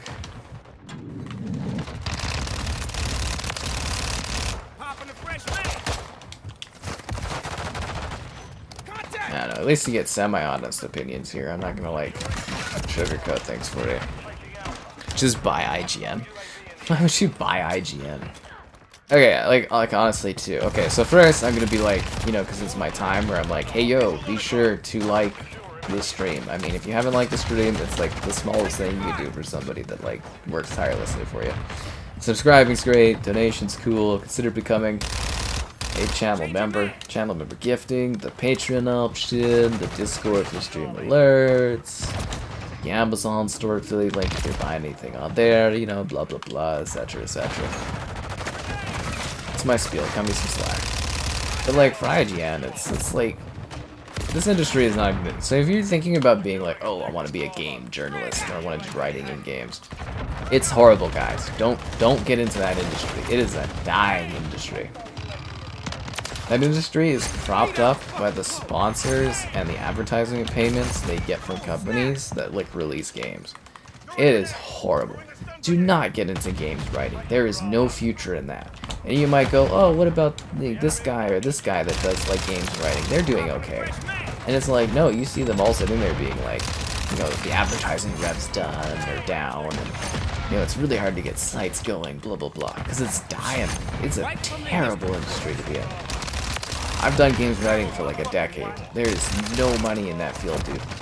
None. Absolutely none. Run away from that field. Chase any other endeavor. There is nothing in it. I mean, you could pursue like streaming or doing video reviews, but even that's like oversaturated and hard as hell. And it's not even being an ass, it's just like being honest with you. It's a freaking brutal field, dude. The written word is dead. Especially for video games, and it's like you do not want to try to break in there, because that is difficult. Unless you're like the lucky 1%, and even then it's going to be brutal, because like you see game sites dying every other week. Don't do that. Yeah. Phil Spencer's doing a good job. I don't know, dude. Like, Phil Spencer, he says it like 7 months ago. Phil Spencer was like, it's over, people are gunning for my job, things aren't going good. And then he bought Activision, and he's like, hell yeah, everything's great. Xbox is doing well. Phil Spencer says a lot of things, and it's like, I don't know, the dude looks like he plays games, but like, if I was the head of Xbox, and I played Redfall for 5 fucking minutes, I would have canceled that game. I would have just taken the $200 million loss on it. Because it's like, that dude, because remember, before he was head of Xbox, he was head of the first party for Xbox, during the Kinect era. You know, not the peak era, the Kinect era of the 360. And it's like, he seems like a cool dude, he seems like a great guy. I don't know, maybe if I met him, I'd love his charisma and stuff like that, I have no idea. But I look at what he's done, and he came in, and the first thing he did was he, like, canceled Fable Legends, he killed Lionhead, canceled Scalebound, which I was never, like, super into Scalebound like others were. And then, like, yeah, he, like, slowly built up Xbox, and blah, blah, blah, and slowly rebuilt the brand. But the question is like, you know, buying Mojang, was that gonna happen regardless of if he was there? Who's to say? Bethesda, was that something he facilitated, or was that gonna happen from Microsoft regardless? Same with Activision Blizzard. Blood on the water, tons of money. Was Microsoft going to buy Bethesda, or buy Activision regardless? Who's to say? And it's like, I don't know. For me, the long-term thing is like, again, a long-term thing where I have to wait and see exactly what Phil Spencer is going to have done with Xbox, probably after his term is done. Seeing what he did for the brand and stuff, because it's going to be a lot of like, what did he do and what would have happened regardless. I don't know, I think there's still a lot that's like unproven. Xbox is still getting absolutely smoked by PlayStation. It's still 2-to-1 for sales. We can sit here all day and we could pretend that like, oh, the cloud is the future, PC is the future. But for now, we live in an era where it's about console sales, and Xbox is getting absolutely smacked around by PlayStation.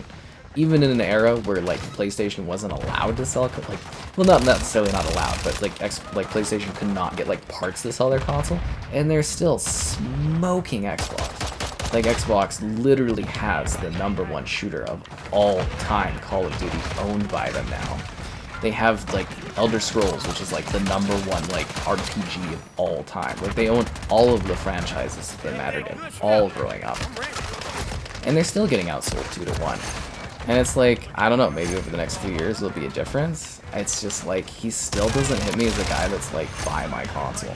Because at this point, we're still deciding how successful these consoles are based on how many consoles you sell. And the guy cannot sell consoles, man. And it's like, Game Pass is like kind of the thing that's keeping Xbox going, but like, he just can't sell Xboxes. It's like 23 million to like 46 million PlayStations.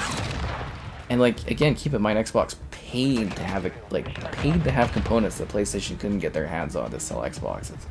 And it's still 2 to 1. That's not good. That's not great. Because we're still bound, like, the cloud gaming. I don't know, they gave away the rights to Activision for 15 years to own that. So it's like, obviously, cloud they don't see as like a big thing for a long time. So we're still going to be stuck with console sales for like 2 gens probably. And it's like, it's there's no market like saturation for Xbox, and most of the like 75% of the Xboxes sold are Series S's.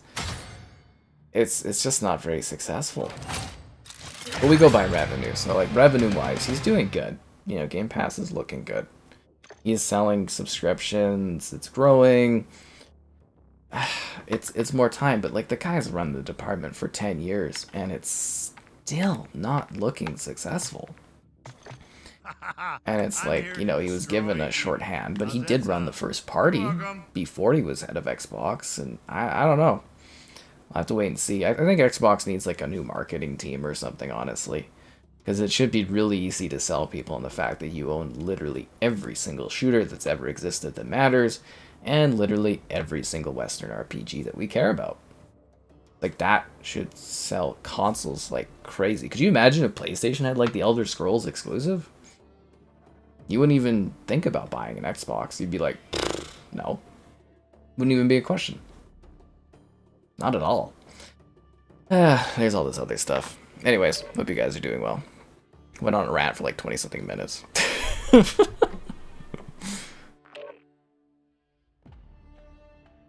But the other thing, too, is PlayStation is an awkward situation because we are transitioning to a point where stuff is more cloud-driven. And I don't even know if PlayStation knows what the hell they're doing anymore. Their shift to games as services. The Xbox, they're in a good point, like a good spot, because they figured out their cloud, like their games as services. They've got games as services that are working, and they're making them money. They got the PC stuff set up, they got the console stuff set up, so they're in a good position going forward. And then it's PlayStation that's in like a really awkward spot because they have diehard fans, but like they don't have any games as services going. They make great single player games, but they're awkwardly trying to get people to get into games as services because that's where the money is. They don't have a CEO anymore. So like PlayStation's in an awkward spot, and like honestly, like console gaming it's just, I don't see it lasting because it's stagnating. We can't beat the sales of the PS2, which came out like 20 years ago. And that's not good for business.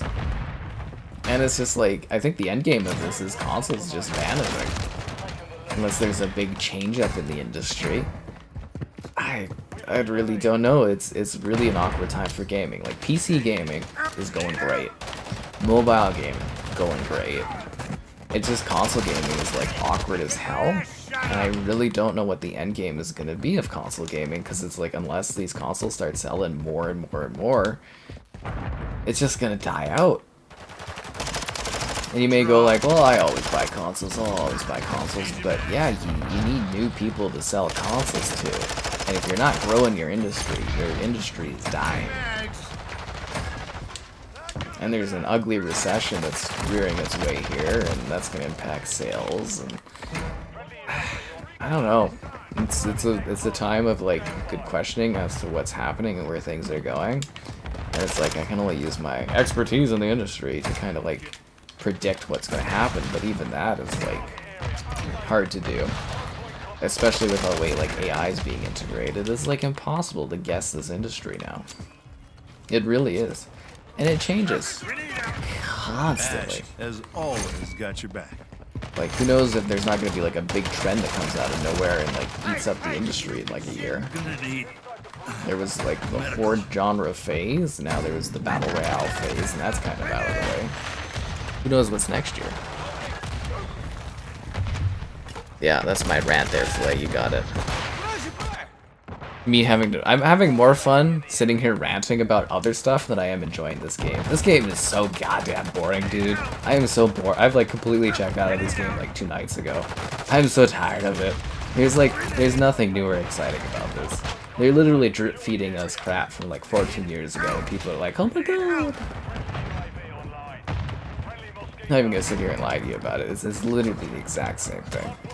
But like again, like very few people in the industry are gonna sit here and actually give you their goddamn fucking thoughts about anything. Like I praise things when things are good, but I like to like, you know, actually talk and dig into things when I think things aren't good. And it's hilarious because I get like hated on things I don't necessarily love, and it's just this weird middle ground. My favorite thing is to go on Twitter for those like Xbox fluencers and be like, the hell are you talking about for this kind of thing? And then what are they gonna do? They don't reply because you go to my profile and it's like, you know, I had the Series X to review like a month before it launched. It's like, it's not like I don't like Xbox, it's just like, I have legitimate issues. I have issues with everyone. I give everyone crap. You should too. That's like literally your job as someone that like critically looks at things. Is you should be giving everyone crap when they deserve it, and praising people when they deserve it as well. It's a back and forth kind of thing. You have to be like, you know, otherwise you're just like a fanboy or something, or some kind of like lunatic that's just like totally happy and sunshine and rainbows for everything, which is not life. Life is not like that. Anyways, just ranting because I'm killing time. 10 years. Yeah, Xbox is like freaking Party Animals. Should have been, honestly, Party Animals maybe should have had like best multiplayer game. I feel like I've just totally missed comments on here. People have been talking. I've been totally ignoring people's things and just talking about what I wanted for like for like half an hour. It's like, see, my thing for Phil Spencer, and a lot of people think differently, is like the guy for like 10 years was like, great games are coming. I don't know if we've even still had that yet. Great games are coming. I swear. Because like, you know, again, several months ago, he's like, people got in for my job. They're saying it's the end, dude. It's over. We're always gonna be third place. We lost the worst generation of gaming. I was like, dude, Nintendo had the Wii U, which was like the worst fucking console ever created. It sold nothing. And they came back and they smacked the PlayStation 4 around.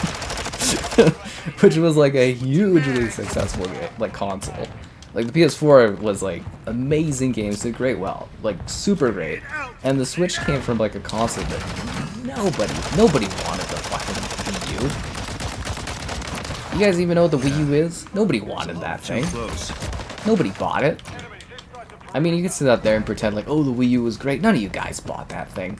It was like, what, 20 million sales or less? Nobody gave a damn about the Wii U.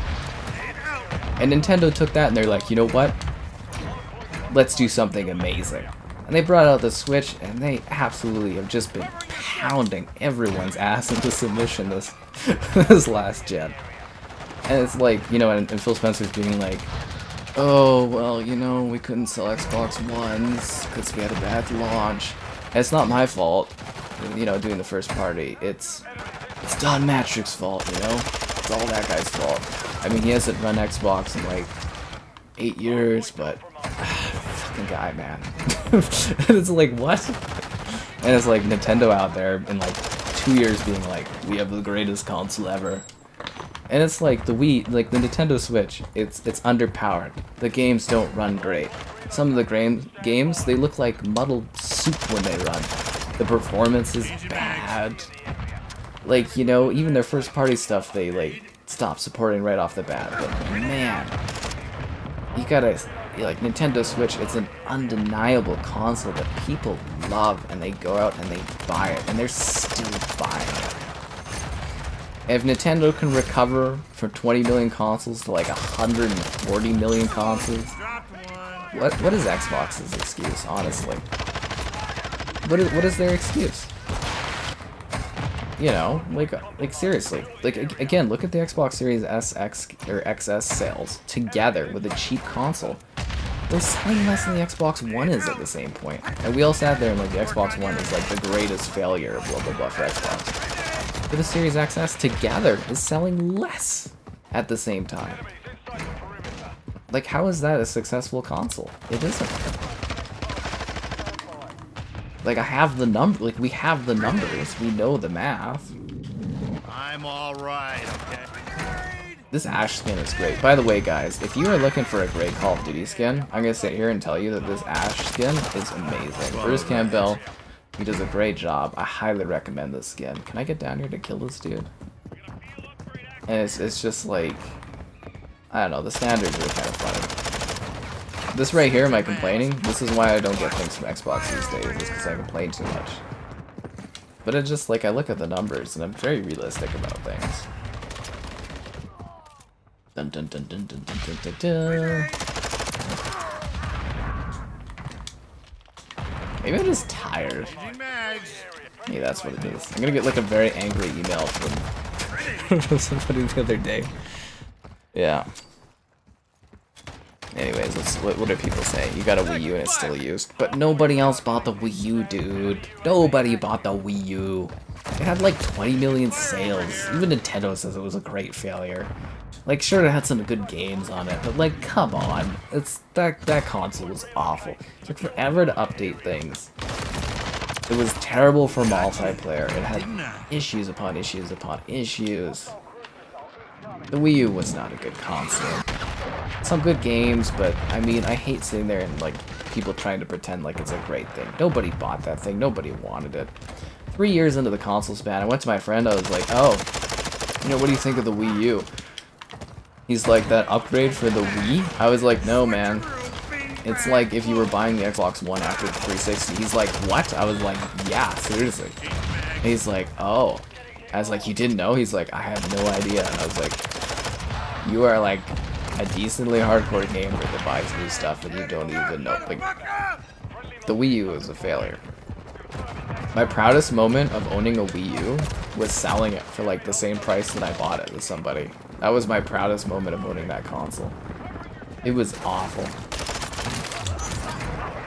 Because like I bought it and I was like, it's going to be like the Wii. I'm going to review a ton of games. It's going to be awesome. I'm going to make videos and all this stuff. And I sit there as like upgrade for an hour and or update for an hour and a half to play like a game. And I'm just like, this sucks. This sucks. And it's like, if you own a Wii U and you love it, whatever, I don't care. But like, it was a failure. It was financially a failure. Sales-wise, it was a failure. Just like my team. They suck. They failed. Switching to PC. I have the greatest PC. Well, minus the, you know, they got the the 14. I have like 13900K. They now have the 14900 or whatever. But I have like the best PC you could buy. Yeah, PC gaming is great. It really is. I think like honestly, after I got to the point where like they didn't get me Starfield early to review, I should have just bailed on Xbox. Like I tried so hard to support Xbox over 10 years. And they just screwed me on not getting Starfield early. It doesn't sound like a big deal, but dude, they screwed me on not providing that game early. And they can sit there and they could like apologize all day, but that really just pissed me off. I'll be reviewing games for probably, I don't know, I'm in my like late 30s. I'll be reviewing games for another 40, 50 years. I will never, ever forget not getting Starfield early to review. They release one game that's truly a big deal in 10 years and they don't provide it to someone that covers Xbox stuff a lot. And I was like, wow. That was a huge slap in the face. And then Age of Empires. So my Age of Empires 2 review. They provided Age of Empires 2 early in January. And I covered it. And I got over 50,000 views in like 2 weeks. No one that covers Xbox stuff gave a fucking damn about that game. And I love that game because it was my passion, Age of Empires 2, when I was younger. I grew up, I played Civilization 2, I played Age of Empires 2, and like Halo when I was a kid. And then Age of Empires 4 also comes around with Starfield. It's like, oh, well, we're not handing that out to any critics to review. What?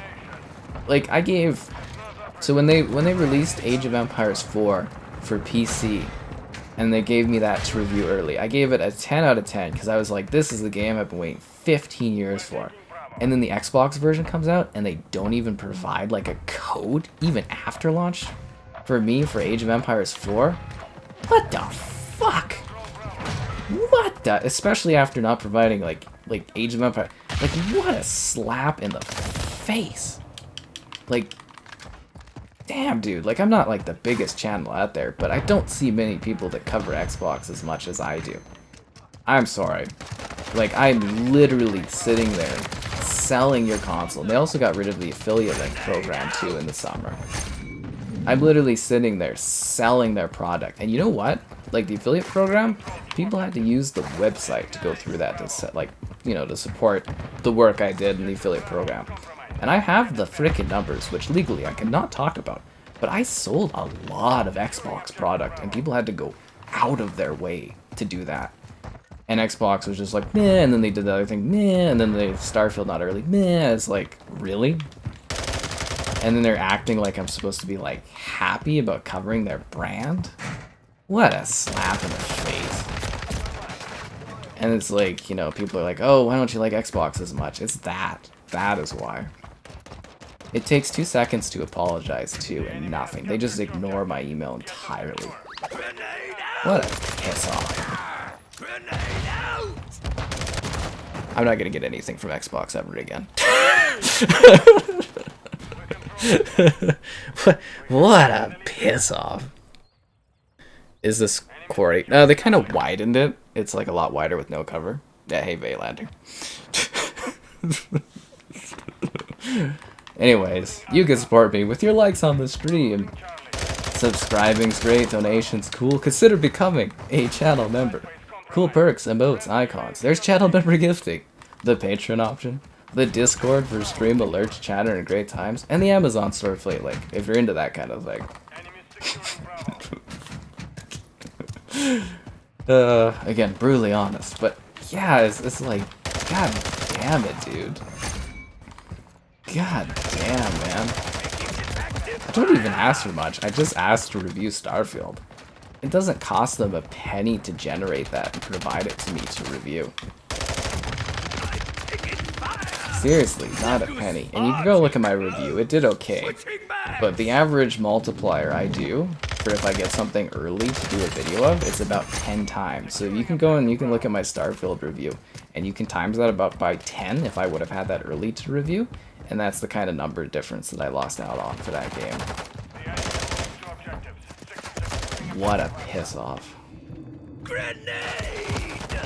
What a piss off. Why don't I cover PlayStation and Nintendo? I am covering PlayStation stuff. Nintendo, I'm waiting till next year with their new console. Like I said, I'm staying the course. I'm covering the stuff that I cover, and then I'm looking at that new Nintendo console, and I'm hoping that that's going to be a switchover point for me. Yeah, I really, really like the Xbox brand, but it's just 10 years of disappointment, and they can buy every company they want, but it's not improving things for how I feel about the company. I don't have that same level of brand care that I used to.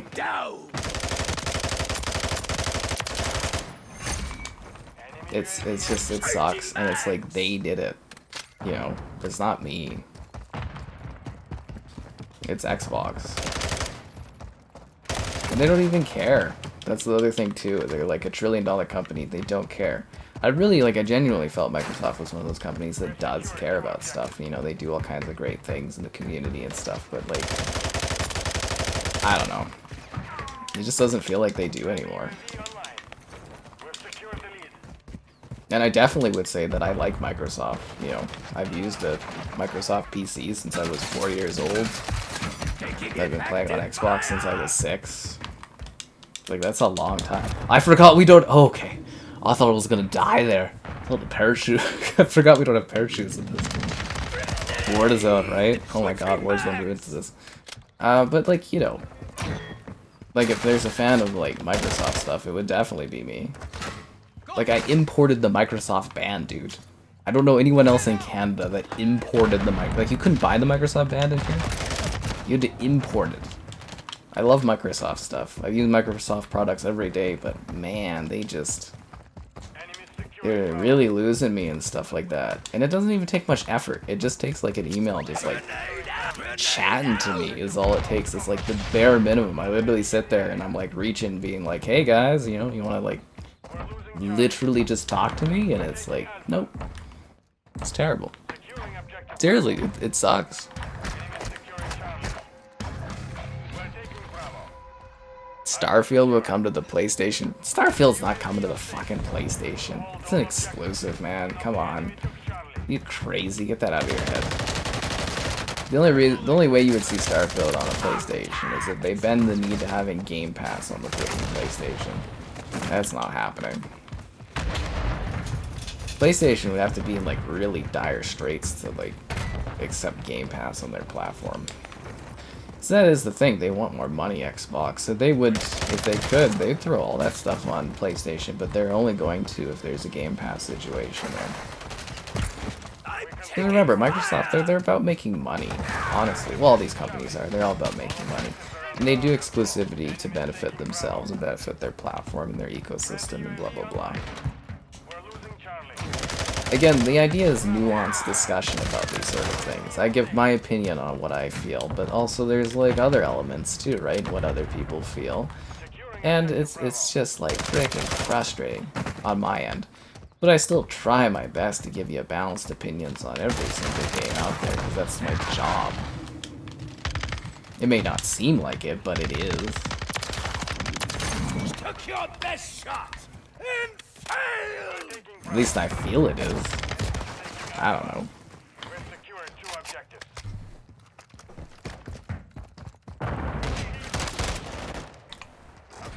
But yes, I'm very much hoping next year that I, you know, work my ass off to get my hands on the new Nintendo console. I get the new Nintendo console. I do videos showcasing Switch games because it's backwards compatible, hopefully, running on the new Nintendo console. They're very successful videos, and then I kind of switch over to doing that kind of thing. I'd love to keep streaming on Xbox. I enjoy it. I love covering Xbox stuff, but it's just like really the events of like the last year, starting with Redfall, have basically shown me that Xbox does not give a damn. I told my rep in like Redfall, I'm like, if I don't get Starfield early, I'm not gonna be covering Xbox. I'm done with like the brand. I was very clear. And then I kept like repeating that, like when Starfield was coming up, I'm like, if I'm not getting it from you guys, I'm done. And then there's all these other issues too, and it's like at first maybe it's like a bit of a, oh, you know, kind of give me give me like Starfield, but like, you know, like taking away all of the perks of like covering the Xbox platform. It's like, why would anybody want to cover this platform? You have half the audience of your competitor. You have a quarter, or like even less than a quarter of like your competitor in Nintendo. And it's like, you know, if anything, Xbox should be trying their freaking best to work with people that actually care about their platform and want to cover it. And they just don't seem to. And seriously, like I said, like before, earlier in the stream, I've been like pleading with them to freaking just talk to me and call me or anything. And they won't, because they don't care. Like seriously, sit there and like, how many channels are actually covering the Xbox brand? Unless you're like a super crazy suck up on Twitter or something, they don't care about you. If you are a suck up, they invite you via flight to go and like, you know, talk with their like PR group and stuff like that. And it's like, I don't know, I've always kind of like felt out of like the Xbox like group of people that chat, because they kind of ignore me. Like I've got one friend who kind of covers, you know, he does PR stuff, or does the press stuff like I do, but he covers PlayStation, but he's like the only one there that even like bothers talking with me at these events. And it's like all the other Xbox fanatics, they completely fucking ignore you unless you're sitting there being like, best brand ever, and it's like, it's really weird. I don't know, I don't like it. Doesn't matter. And then I'm sitting there and I'm like labeled as like an Xbox channel, and I'm sitting there being like, ugh, fuck. Like sometimes the companies will accidentally email like behind the scenes info, and I'm literally like labeled as an Xbox channel, and that's all I cover. And I'm like, god damn it. That's how other people on like Twitter or on YouTube see me too, and it's just scary because I'm just screwed. It's so terrifying. It really is. I don't like it.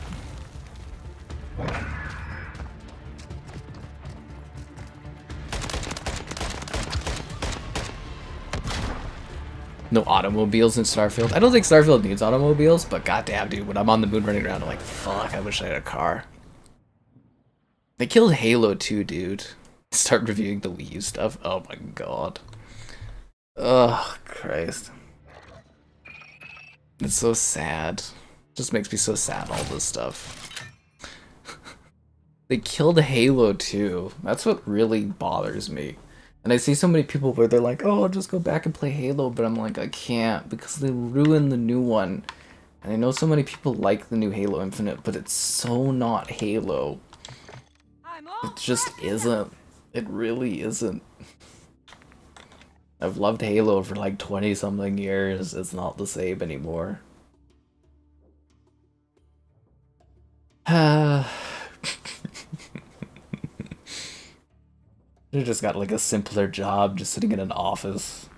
Be so much less dreary than this. Goddamn. I mean, I did the math too in complaining about not getting Starfield, and I'm like, I'm only missing out on like 2 games. I literally sent them an email. I'm like, you guys sent me like 2 games this year. Age of Empires, Minecraft Legends. And I'm like, to get all your other games, I had to email other companies, like Quake, Starfield, Redfall, Hi-Fi Rush. You can keep in mind, like, you know, you guys, a lot of people champion Hi-Fi Rush as like a big Xbox game. Xbox didn't provide that to me. They didn't provide Hi-Fi Rush. Like, any Bethesda game, that was Bethesda providing it, not Xbox. They would not provide me with any Bethesda title, even though they've owned them for 3 years. Not a single one of them. They wouldn't. They said they couldn't, and I was like, the fuck? Like, what do you mean?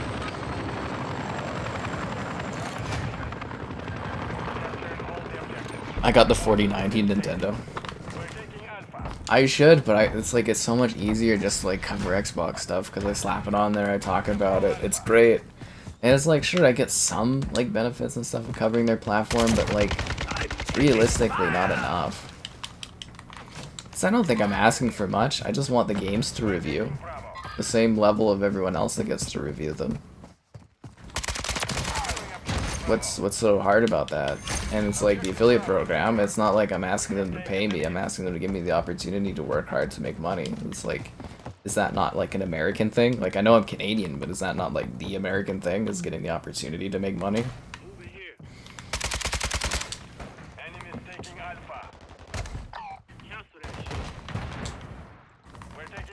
Like, I really don't think I asked for much.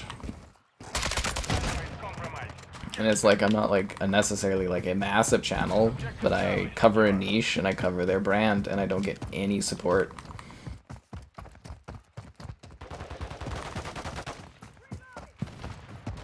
It's frustrating.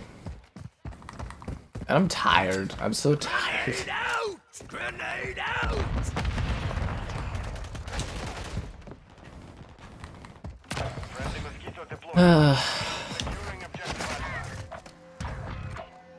Yeah.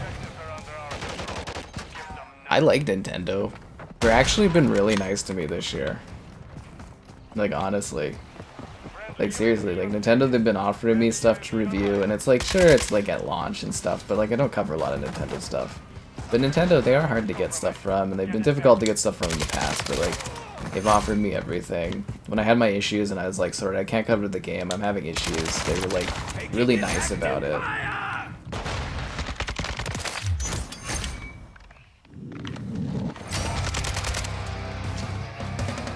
It's like, I don't feel that for Microsoft anymore.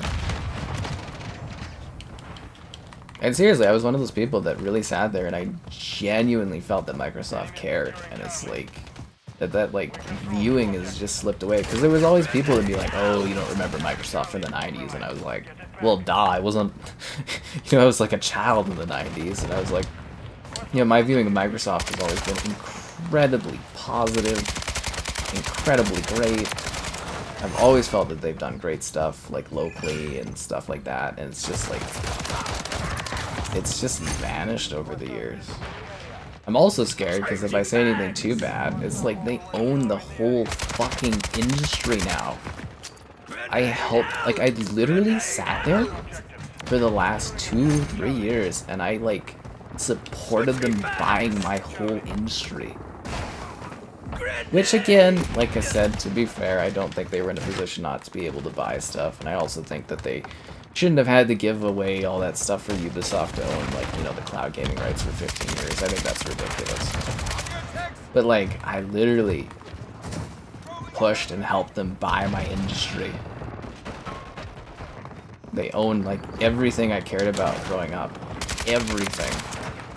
And I'm scared that I won't have access to these stuff, like this stuff to cover. And they can watch this video too and I'll be screwed, but like, you know, it's so scary. They own everything. Like Halo, COD, Minecraft, Elder Scrolls, Warcraft, like, did I say StarCraft? Like Tony Hawk, Overwatch, like everything. They own it all, man. Which means they should be doing some great stuff with it, honestly. And I hope they do great stuff with it. I hope Phil Spencer is like up to what he says and he actually like revitalizes these franchises and does great stuff with them, but man, am I terrified. I really, really am. It's so scary. Corporations are not our friends. But like, even if corporations aren't our friends, they can do really great things, and they can like support communities, and they can donate money, and they can do really good things.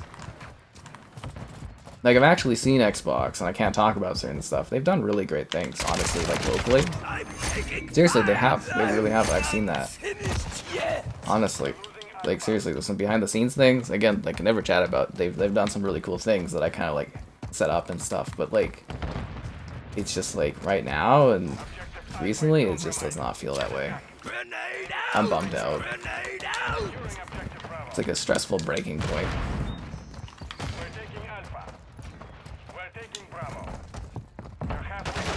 I mean, like, realistically though, did I ask for too much just to be able to review stuff? Was Starfield too much of an ask after supporting a couple? Like, I don't think I don't know if there's anyone else out there that's like covered as many games running on Xbox. I think I'm relatively fair and honest about things. Like, what did I do not to deserve to be able to cover that game? Was I too honest about, like, Redfall? I mean, that game was garbage. If anything, Phil Spencer should be coming out and apologizing for the state of that game.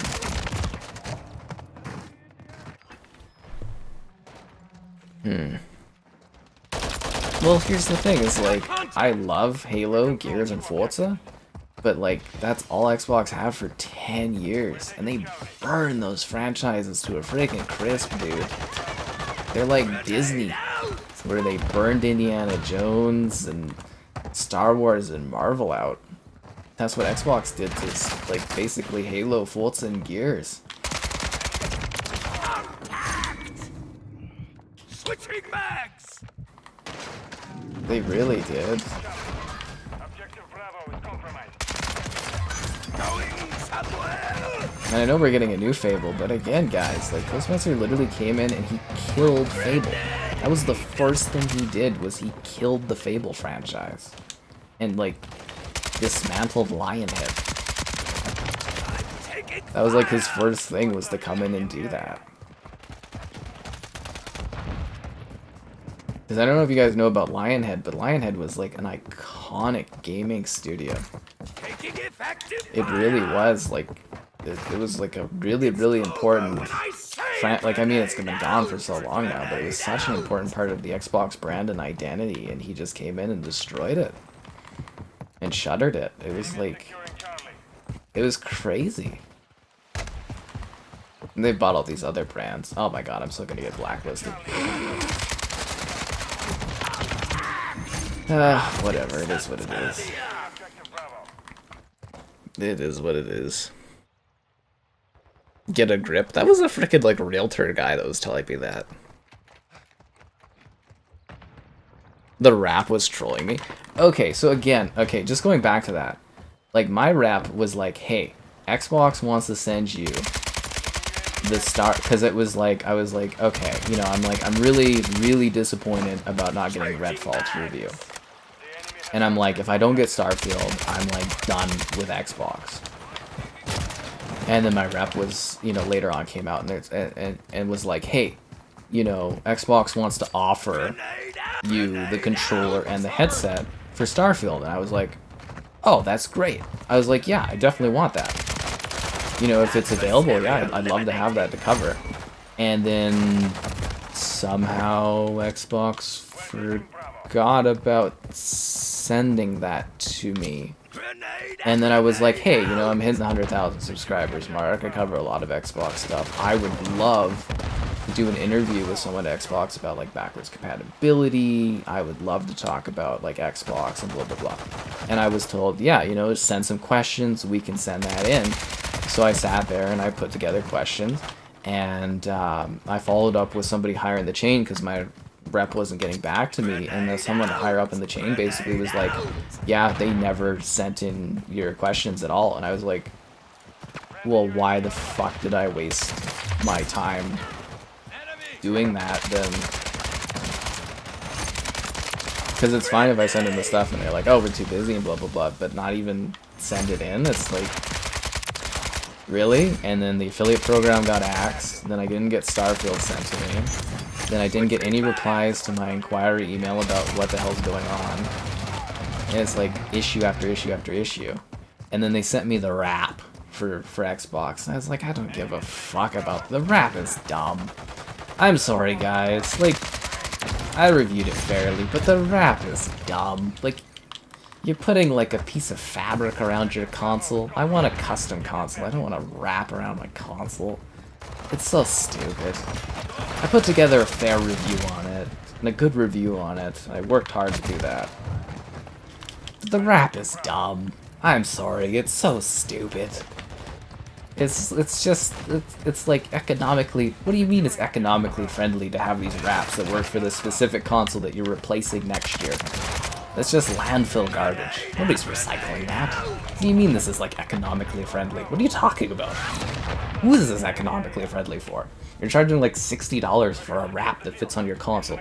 And then if people buy a newer version of the console, like the cylinder one, the wrap doesn't work on that console. Who is this environmentally friendly for? Nobody. How does this help the environment? No, it doesn't. Anyways, be sure to like this stream. Subscribing's great, donation's cool. Consider becoming a channel member. There's channel member gifting, the patron option, the Discord for stream alerts, chatter, and great times, and the Amazon store affiliate link if you're into that kind of thing. The wrap is dumb. I'm sorry. The wrap is stupid. I have it on, like, sitting over there. It's dumb.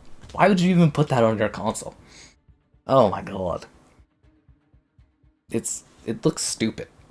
It does. They were supposed to send me a controller and a headset. I didn't get anything. I didn't even get the game sent to me.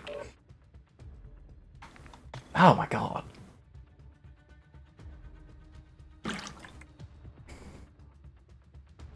Ugh. You know what? I miss Don Matrick running Xbox, because at least that guy was entertaining on the stage and wanted to, like, win. When you go watch the E3 documentaries, and Don Matrick comes out there with that silly Canadian hair, and he's just ridiculous, but he's like, today we're here to sell you the new Xbox 3. Like, that guy could fucking sell stuff. I miss that. Like, he wanted to win. He's like, we have the best console, the best games, the best services. And I know a lot of people hate that dude and blah blah blah. And yeah, he had a stupid ass plan for the Xbox One. But you know what? There was more than just him selling the Xbox One. It just wasn't one guy. There was a whole board of directors that sold you the Xbox One. It wasn't just that guy. He was a scapegoat. But when that guy came out on stage at E3, he actually felt like he had the best console out there. He knew he had the best console out there. He didn't have the third place console. He had the best console in the world to sell you. They don't do that anymore. He knew he had the best games. When he came out with Halo, he was like, we know we have the best fucking game in the industry to sell you. I miss that. Like, honestly. The desire to actually sell me a product. Like, the companies don't do that anymore. They're also friendly about everything. It's like, come out and tell me why I need to buy your console over your competitors, why I need to buy your game. Why is your game better than another, like, person's games? There's 4 billion games out there that I can buy. Why? Is your competitor, like, I miss that so much, dude.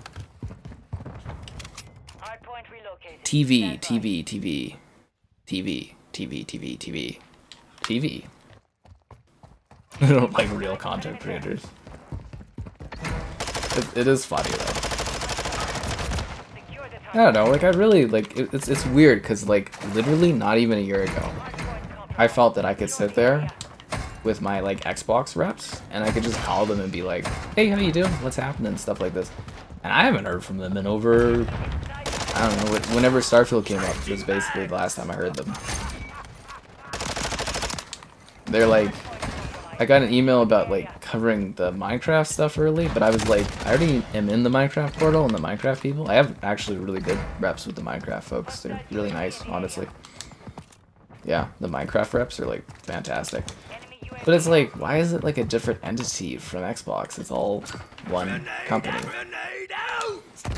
I don't know. I feel like somewhere over the last year, and I've been working with the same like rep group for Minecraft. Like people have come and gone, and I've always felt like I contact them and talk to them, and I don't feel like that anymore. Like there's no connection there. There's no back and forth, and it's just like crazy. It's also funny because like I'll do a picture, like they'll send me like a gear thing. Like they sent me the Blue Jays Xbox like jersey and stuff for MLB, which was super nice and cool. And then somebody's sitting there being like, "Oh, you work for Xbox." So be like, say I'm like an employee for Microsoft. I was like, what? What are you talking? Like, what? It's like, it's not even, couldn't be further. Only it's a burrito. Couldn't be further from the truth. I'm like, what? And see, the thing is like, I like my Xbox reps, but like, I feel like they also can't do anything for me. They're, you know, they don't have that like sort of connection, and it's just, it's weird. And it's hard to sit here and like, because I said that for a few months too. It's like, I'm not here to sell you Xboxes anymore. It's like, it's not even really a brand I believe in anymore, because I don't know what the fuck they're doing with the consoles. It's weird. It's really, really weird. It's so strange. There's no passion for love or gaming. Well, that's the thing though, is like, it's took around? Fuck off, dude. No way. It's look around. It's not took around. No. No. It's not took around. Look around. Come on. No, it's look around. It's not took around. Get out of here. Took around? No. No, no, no. Actually, if anyone could look it up. So, Skeletor says something about Eternia. What is he saying? Like, there's a line where he, like, talks about Eternia. And I'm like, what is he saying? I don't know how to prompt it, but he's like, I'll send you back to, like, Eternia or something. It's like, huh? All I can hear him say is grenade. It's like it's his pastime. See, the funny thing too is I'll be like, oh, I'm not gonna get anything for Xbox, but it's like, oh, they weren't sending anything anyways, basically. But the other thing is too, I don't think they like check out any stuff I put out anyways, so I'm probably fine. They just ignore anything. But that was like another really cool thing I liked about Microsoft as a company for years. It was like I felt like I could have an opinion and like I could be honest, and as long as I wasn't like a dumbass or being stupid, my opinion was like okay. You know, I was allowed to fully have an opinion and criticize when I needed to. And it's just like Grenade out! I feel like that disappeared as well. Hardpoint relocated. Target area. Which is a bigger case point. If you guys run a company and somebody sits there and they like sell and rep for your brand, if they're having an issue, you give them a fucking call. It takes 2 seconds. 2 goddamn seconds to like reach out. Enemies inside the perimeter. It really does. And it's like, sure, I'm not like the largest channel out there, but there, like I said, there's not many people that actually care about the brand and sell it and try to like I do. And it's like, even if I'm not massive today, what if I am tomorrow? Grenade out! Grenade You know. out! Enemy UAV. And it's like, I will say Xbox definitely helped me a lot over the years too, but the people that did help me at Xbox and help my channel and stuff grow, they're also not at that company anymore. They've moved on to other places. Enemies deploy the counter. Nah, it's frustrating. It really, really is. Every element of it. Target area updated. Move to the hard point. I don't know, if I have an issue, I call people and I talk it out. It's not hard. I think there's somebody that was chasing me. Nail clippers for Skeletor? Don't you dare talk about Skeletor. He's very sensitive about his fingernails. Took around. Oh, I get it as in took around a bullets, but I refuse. I refuse to believe it's took around. It's look around. We're not changing the narrative here, guys. He says look around. He's always said look around. Don't do that to me, man. I can't accept that. It's took. It's look around. Took around. No, Point relocating. Stand that's impossible. Took around. This map sucks. I am really hoping that randomly in my inbox tomorrow I get something exciting and new to stream instead of this game. Because I am so tired of it. Like, I want to unlock Spawn really badly. But, like, it is the same game from last year with the same maps that I played 14 years ago.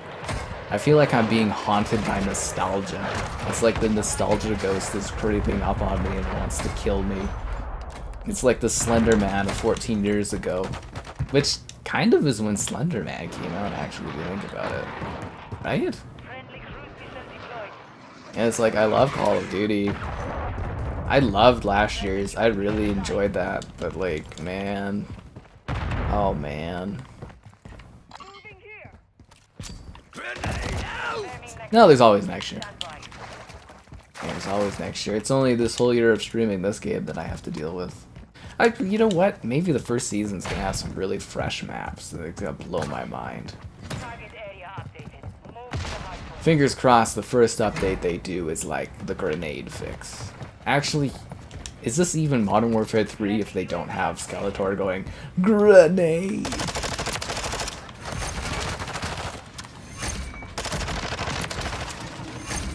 Imagine having Luke Skywalker come in and do your voice work, and it's just like, yeah, we need you to sit there and go, grenade, over and over again for like 20 minutes. Friendly UAV online.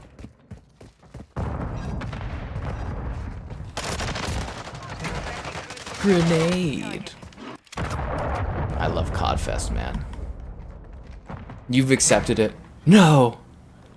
No! It's look around, it's not took around. Hardpoint relocated. So that whole time, the character's been like, I've been shot, I took around, and it's not look around. Complete. Good work. Damn. The FOV. To be honest, I sat there sometimes being like, I should widen my FOV, but then I do it out of spite to people that complain.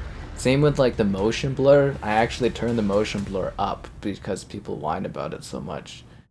It brings me great joy. Same with like people that are like, you take up too much of the screen, and I subtly increase the amount of screen space I take up every stream. It's a spite thing.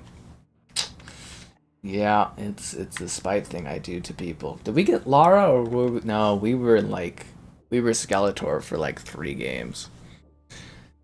Yeah, nail clippers for Skeletor. They don't like his creepy nails. I mean, if Treyarch can't put out a good Call of Duty game next year after having the longest development cycle of any Call of Duty game ever, it's time to accept that maybe Treyarch just isn't very good at Call of Duty games. I mean, they've disappointed for 10 years, so I don't know. We'll see if they can put something good out next year, but I don't know. All I know is I'm ready to be disappointed every year, man. It's just like next time they put out a new Star Wars movie. It'll probably be bad, but I'll go watch it. Just like if they somehow like wrestle Harrison Ford from the grave to come and do another Indiana Jones movie. It's like, sure, I'll be disappointed one last. That's actually how I felt for this new Indiana Jones. I was going into it, I'm like, I'm ready to be disappointed one last time. And boy, did Harrison Ford disappoint in that movie. Oh, Christ. What a nightmare. And then what was it? My buddy Mitchell there, he's like, oh, I really liked it. And I was like, that's nice. That's nice, man. God, I hated that movie. I really hated that film, dude. 55 is the highest level. It doesn't go any higher, man. I'm maxed out. I've done everything I can in this game. Everything! This game has nothing more to it. Just call this stream Sky Complains About Xbox.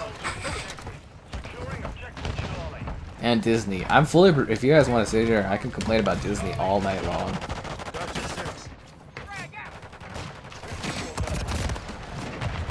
Hey guys, look, I'm playing as Lara Croft. Okay, I don't know if I'm crazy. So in Modern Warfare 2.2, she kind of looked like a cosplay Croft.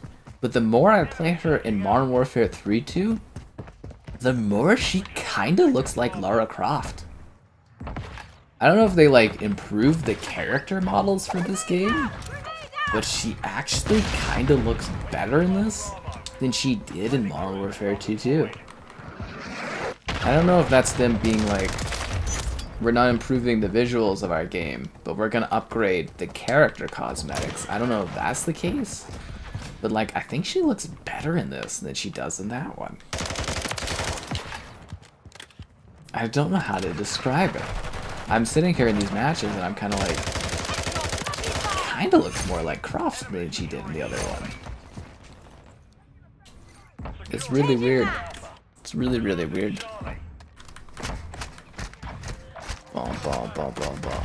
A Modern Warfare 2.2 weapon? I'm sorry, Modern Warfare 2.2 is a better game. It's like all the guns are better. I can't even be bothered to learn. If they can't be bothered to make a new COD this year, I can't be bothered to learn these new guns. I love my... What is this called? The Hurricane. I love the Hurricane. My favorite gun in Call of Duty is the MP5. I loved that gun for years. And I can't get enough of this Hurricane. It's just perfect. I shoot and I kill and I shoot and I kill. And there's always more bullets for me to kill more people. It looks cool. It feels great. I really genuinely love this gun. It's not even a real thing. It's just like a fake virtual gun. But I thoroughly enjoy what it offers me in my day-to-day. And I can't get enough of the Hurricane delivering the Hurricane. That would have been a perfect... You know what? I'm early, but I'm going to do it anyways. Just like I prefer when people like the stream. Haha. No, that wasn't as good. We're going to go with it. Subscribing's great. Donations cool. Consider becoming a channel member. Channel member gifting. The Patreon option. The Discord for stream alerts, chatter, and great times. And the Amazon store affiliate link if you're into that kind of thing. You know, buying stuff through Amazon. You can use the affiliate link. Because, you know, like, Amazon, they're not as big of like a company as Microsoft is, but they can still afford to have an affiliate link for people to sell through. Who would have guessed? But you know, in this economy, you can't knock Microsoft for cutting back on frivolous things like that, like people trying to sell their products.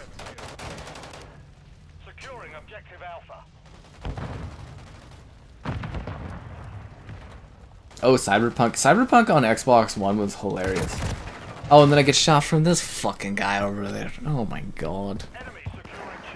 They took around. They look around. A Cold War is coming on. You get the hell out of here with that fillet. They took around. God damn it, dude. You couldn't just let me have that one thing. This is this look around. Trepang 2. I have Trepang 2 downloaded. I just haven't had time to do a video. Believe it or not, other people are what hold me back from doing unlimited video creation and creativity. Yeah, actually I'm a little bit behind on my recording, so tomorrow you're kind of getting whatever's been sitting there, which I think is going to be like enslaved and like gargoyles. I think tomorrow you're getting enslaved and gargoyles. Whatever I feel like doing, like doing the info on and releasing as a video tomorrow at like 2 or 3 or 4 in the morning is kind of what you're getting. So every breath is a gift from me. Yeah. And then I just kind of hope people watch it so I get enough views to make enough money that I go, see, this is a worthwhile career path. Sure, I could have done something where I actually make money on a day-to-day. But it's fun sitting here talking about video games and all that. It's a great time.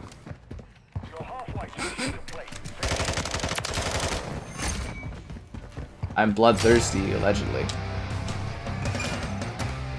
I got a challenge for kills with the Vel 46. I'm pretty sure that this is the Hurricane. Is this the Vel? Is this game giving me challenge completions for guns I'm not even using? What? Snoop Dogg's holding up the rear? Well, he should meet Master Chief. Oh my god, can you imagine a time where there's a bad Halo game and a bad Halo TV show? I know I couldn't. I know I couldn't. With who? Lucas? Lucas who? Took around. Oh, Bayman, you've been missing out. I've just been sitting here, like, literally talking crap about Xbox for, like, 3 hours. Christ. When I go on a rant, I really go on a rant. I actually really enjoy my rants, because it's lots of fun. I'll be way too mellowed out tomorrow. So that guy killed me, and then he quit the match? Are you kidding? So I was on, like, a kill streak. This dude killed me, and then just left? He's like, I've ended that guy's kill streak. That's all that matters. It's like, what? It's like, it's like the Blues Brothers. I'm on a mission from God. He came in and shot me and just left. No gunship for you, Laura. It's like, what? You saw that, right? He like vanished after he killed me? God damn it, dude. Halo 3 maps and Halo Infinite. Oh, great. They're doing nostalgia. Video game talker is a great career to try to explain to your family. Do you have that issue too? Oh my god. I've talked about this. It is so hard to explain what I do to people. Like, my mother gets it. My grandmother started to understand what I was doing in the last few years before, you know. And then my grandfather actually strangely kind of gets it. Like, he's not 100% there these days, but like, he knows I do YouTube stuff, which is fascinating. Like, he actually knows what I do, which my father does not understand what I do at all. Not in the slightest. But other people that I have to talk to in my day-to-day have no fucking idea what I do. Like, I'm like, what I do is I open and I'm like, I play video games, and they're like, oh, for like fun? No, it's like, no, it's like a career. And it's like, oh, well, what do you do? I like talk about them. I do videos and streaming, and they're like, okay. And it's like, yeah, that's kind of it. But they usually, people do not understand what that means. And I know that sounds really stupid to people that like are watching and stuff, but like regular people literally can't comprehend this. Like when I did web development for years, I was like, I do web development. They're like, oh, so what kind of wood do you work with? And I was like, what? I was like, yes, I'm a carpenter. Because if you were a carpenter, you wouldn't say you're a woodworker. You'd say you're a carpenter. But when I say I do web design, they thought I worked with wood. What? How? But then, like, trying to explain the gaming stuff is just like, it's a nightmare. Enemy down. It's honestly, it's a freaking nightmare. Try explaining that on the dating scene. It just sounds stupid. In Fallout 3, came across an old woman and her house was desperate for loot, so Granny had to get released. That's so funny. I think it's funny too. Like, what was it, Conan there, and he's doing Starfield where he like blows up the grandmother. I'm like, from my perspective, that's really fresh and sad, but also like hilarious. I always see the hilarity in everything. I really do. Like, I try my best to like, you know, comedy is such a good mechanism for things, but it's like, oh my god, it's so grim. It's so grim. Okay, how are we doing on this battle pass? Is there anything I'm partially done so I can feel like I'm accomplishing something in my life? I'm grinding out virtual items that I will never use. This does nothing for me.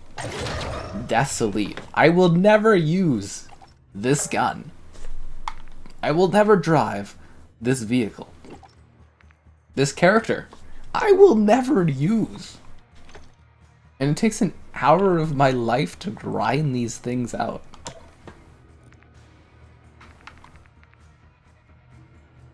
Like, what is it? What even is this? Nobody's using that. Or this. Or that. What is this even? What is a loading? Who's using this as their loading screen? Nobody. A large decal. To put on what? And I have 22 more of these to grind. Oh my god.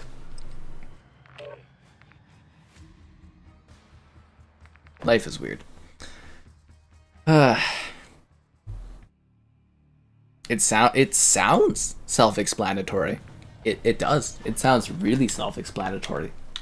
But I'm here to tell you, it isn't. It is not. That's why I keep coming up with different ways to try to sell it to people. It isn't. That's whereas like that one woman I was seeing a long time ago, like immediately knew what I did and like thought it was cool, and I was like, oh my god, you're tops. Except she was not tops. But like most people are just like, oh, that's interesting. It's like, you don't even know.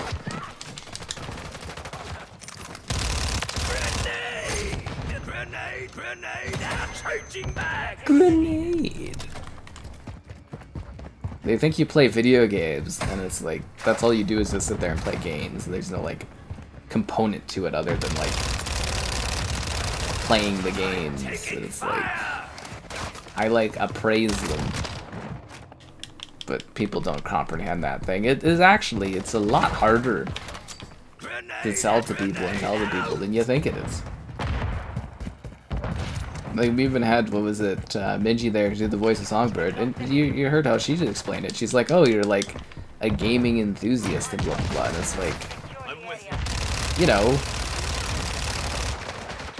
people don't know what that means, like regular people. They think you're weird.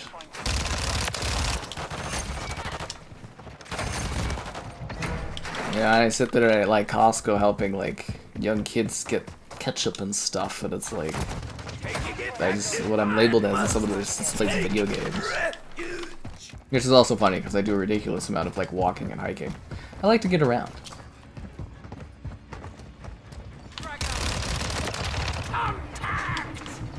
Got him good. With my Crash Bandicoot skin. I love how I paid for the opportunity to advertise their other video game. Wild. Wild. But I will never say more than enough great things about my Activision reps. I think the funniest thing would be like, you know, not having good Bethesda contacts through Xbox, but then them like taking control of Activision stuff right away and me losing my COD reps would be just so demoralizing. I would be so legitimately sad about that. Because I actually really like my Call of Duty reps. They're great. They are so fun and they are so nice. The enemy's taking the lead. Enemy UAV active. Probably can't talk about it, but like the rep people that do the stuff for Activision are just like the best. They really are. They're great.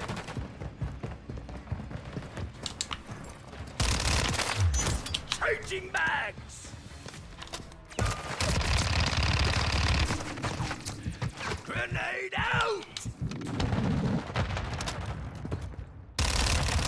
Switching mags. Creative every day. I don't know. I just kind of like make stuff on things that I think are kind of cool, and then I really hope that people want to check them out each day. And like that's kind of how it goes. Because I'm also like kind of like held to things, right? Like for gaming, it's like I can cover gaming stuff. If I do some kind of other video, people aren't going to be necessarily too interested in it. You get stuck in a niche, which again is why the whole Xbox niche thing I think is terrifying to me, because it's like, you know, how sustainable is that if I can't even get Xbox first party stuff to cover? And that's like terrifying to get pigeonholed into something. Like it's fine if things are going well, but if they're not, it's like you are screwed. Like I feel really bad whenever there's like something someone like covers a lot of and then that thing just disappears, because it's like, say if you were like a Stadia content creator and then Stadia just vanishes, you're fucked. It's over for you, right? The Nuka-Cola bottles would be so cool. Thomas, if you want Nuka-Cola bottles and your wife is okay with that, you buy those Nuka-Cola bottles and you enjoy them. Seriously, if there's something you like and it's not totally ridiculously weird, and you enjoy it and you want it for like a display or something in your house, you buy that and you enjoy it.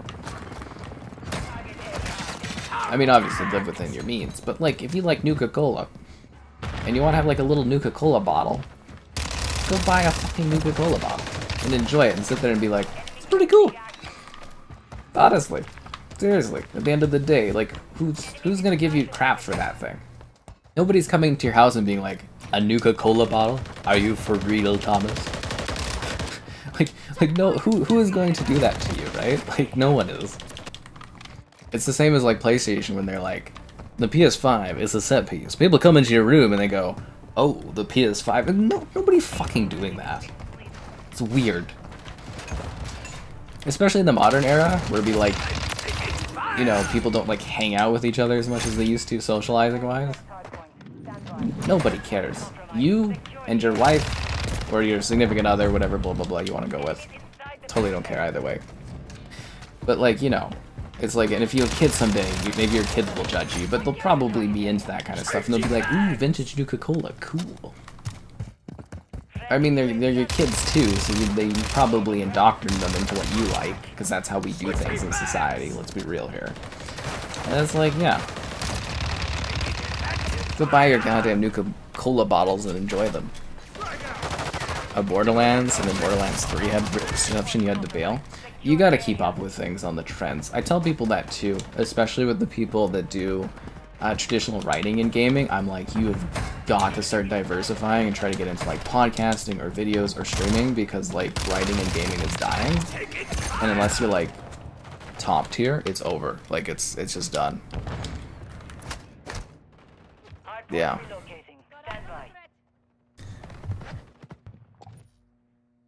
I've been complaining on COD. See, that's the thing though, is the reps.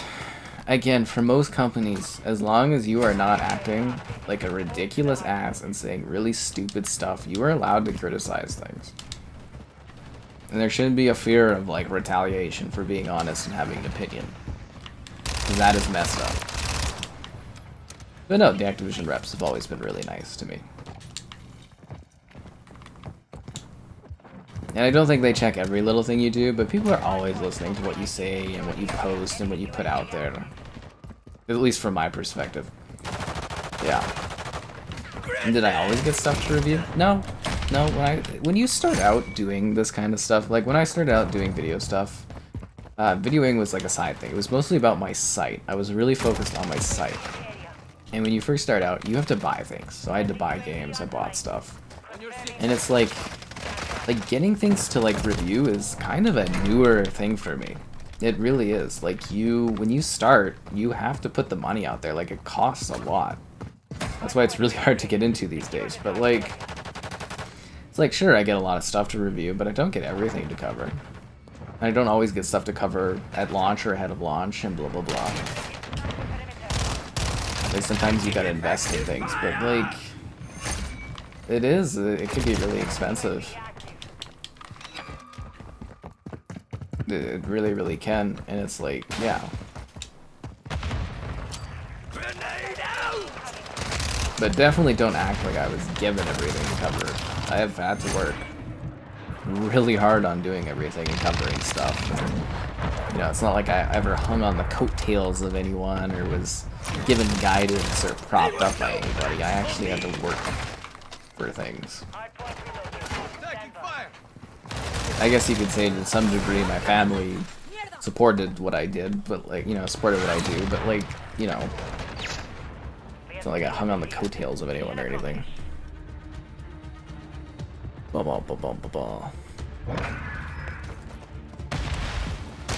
in the entertainment business. See, that sounds weird. I kind of go with like content creator, but like entertainment business, I don't know if it's quite correct. Took around. Get your took around and get out of here, dude. Took around. I knew COD every 6 months. That's when we were at peak CODness, is when they're doing every 6 months. Let's build one console, because that's not how competition works. Why would they do that? Why would Microsoft share money with PlayStation? Why would PlayStation share money with Microsoft? They want to win. Both of them do. Like, I mean, PlayStation was doing their damn best to take Microsoft out of the market last gen. I won't go down. And like Xbox, they play nice and blah blah blah. But I mean, ultimately, at the end of the day, they want every single penny they can out of this industry. Any company does. They want money. They exist to make money for investors. That's, you know, our market. That's capitalism. They want money. We all do. Because that's how we exist, is we make money, we buy things, we get a better quality of life. That's life. That's the model we've created and accepted. My Activision reps are, so again, we go back to the idea, like I was saying, where like Bethesda, because my Xbox reps were not apparently able to give me access to Bethesda stuff. So Call of Duty will still exist as its own entity, probably longer than Bethesda was, maybe forever. So yeah, unless something really suddenly changes out of nowhere, I think my Activision reps are going to continue being Activision reps for probably at least 5+ years. And at that point, 5 years from now, I have no idea how different things are going to be, and I don't really care. I care about now, and I care about in the short future, right? So, oh well. Like I said, the first thing I thought of as soon as Xbox bought Activision was like, I need to strengthen my relations with my Activision reps, because that's how I get Xbox content going forward. And I wish I had that with Bethesda, but I don't.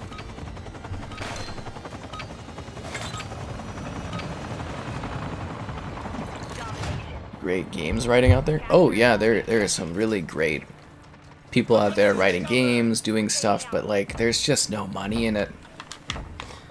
Like, if you're interested in doing a writing career in gaming, I highly recommend doing another career, because there's just not money there, and it's gonna get worse. Like, every other week you see like a company getting shut down because they get bought and they get shuttered. Like, I mean, look, these Scapists, like, literally, I think that's what they're called, fell apart last week.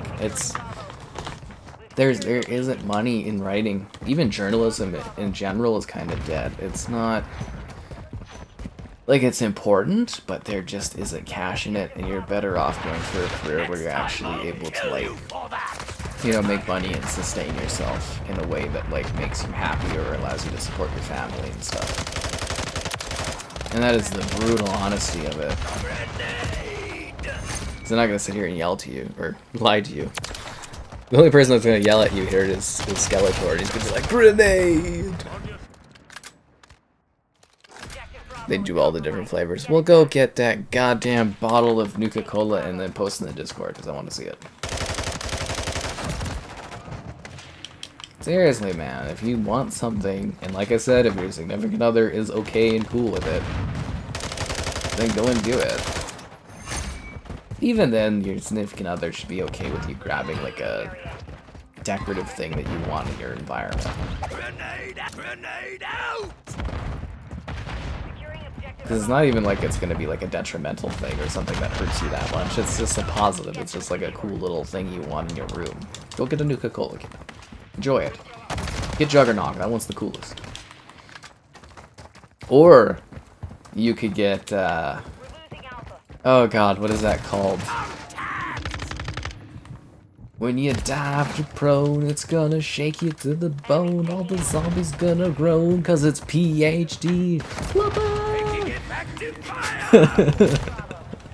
Get that one. That one's fun. I love that one. Bonus points if you get the jingle playing. When you dive to prone. Oh god, I love that one. Actually, the revive one's pretty cool too, because it's kind of like a Toy Story thing. Something about like when you got a friend in need and you give them a helping hand or something. Like the jingles are so fun for the. See, zombies used to be really cool. It sucks in this game, but man, zombies used to be awesome, man. I loved zombies. With Pack-a-Punch, I have a hunch your problems will be solved. So raise your fist into the air and raise a rebel yell. Pack-a-Punch, Pack-a-Punch.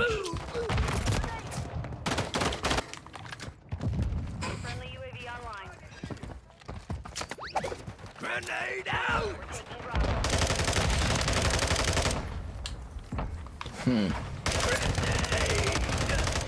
I couldn't hear you there, Skeletor. Did you say something about a grenade? I totally missed out on that. I think he was trying to yell about a grenade, but you know, it was clouded by the explosion of a grenade going off. Adversary eliminated! You don't care what I do. I don't care what you do with your money. I'm not here to judge. Unless you buy something really stupid, and then I will judge you. I'm the most judgmental but unjudgmental streamer person that you can have come across in your sphere of existence.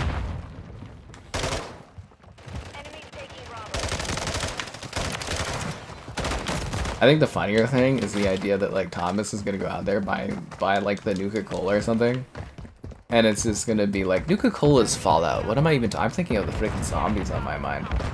Anyways, it's applicable. He's gonna go buy the Nuka-Cola, and his wife is gonna sit there and be like, or sorry, his significant other is gonna sit there and be like, really? Did you need this?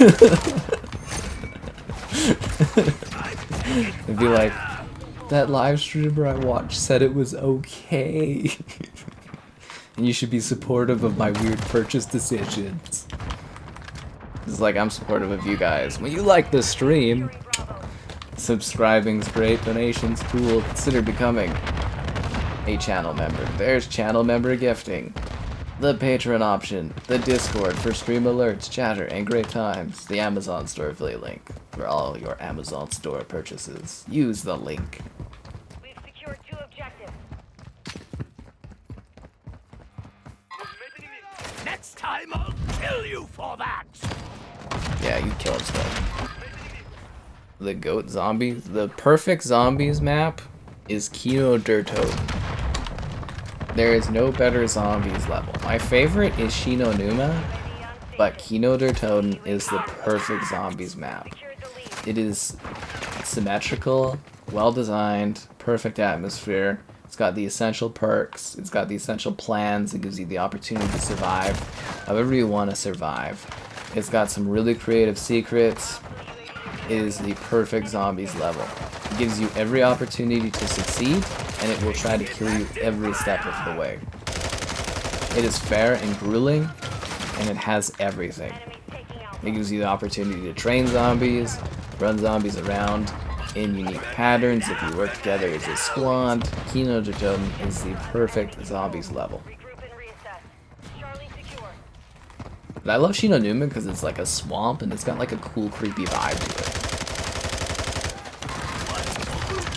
That was far too close. You're telling me, Skeletor.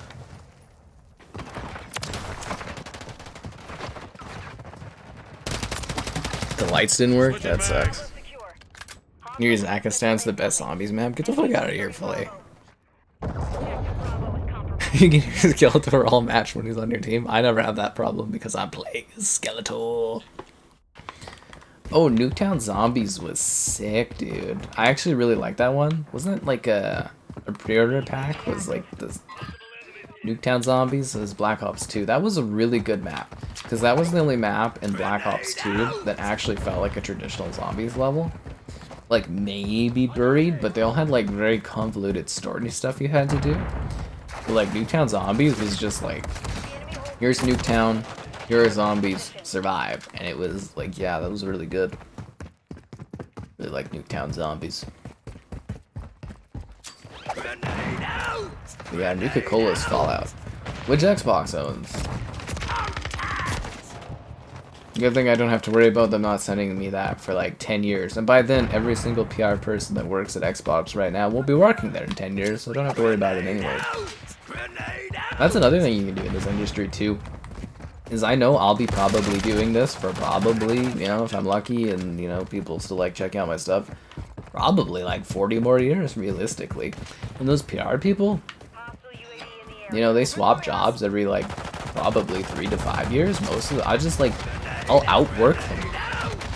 I'm not even kidding. Like, if they don't like me, I'll just be there longer than they're at that company for. It sounds ridiculous, but it's true. I've gone through 6 Xbox reps, and I've only been working with like Xbox closely since like 2014. Seriously, I've gone through 6 of them. I think the shame is like the most recent Xbox rep, I actually feel like, you know, really is quite amazing at what they do and stuff, but like, not getting the job done for me, really, obviously.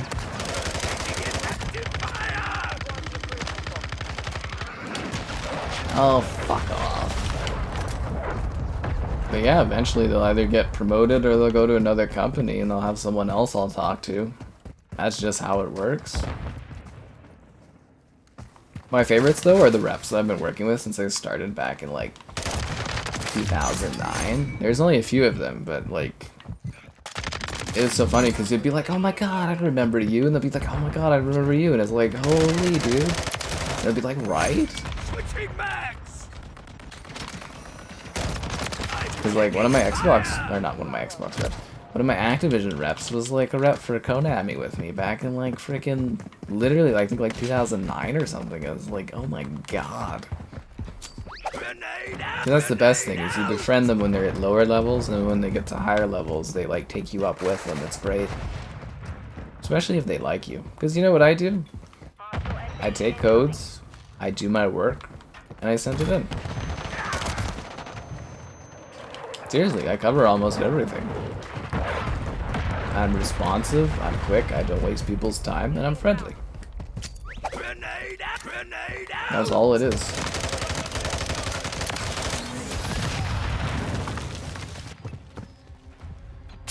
Just gonna head achievement hunting. You better get those achievements.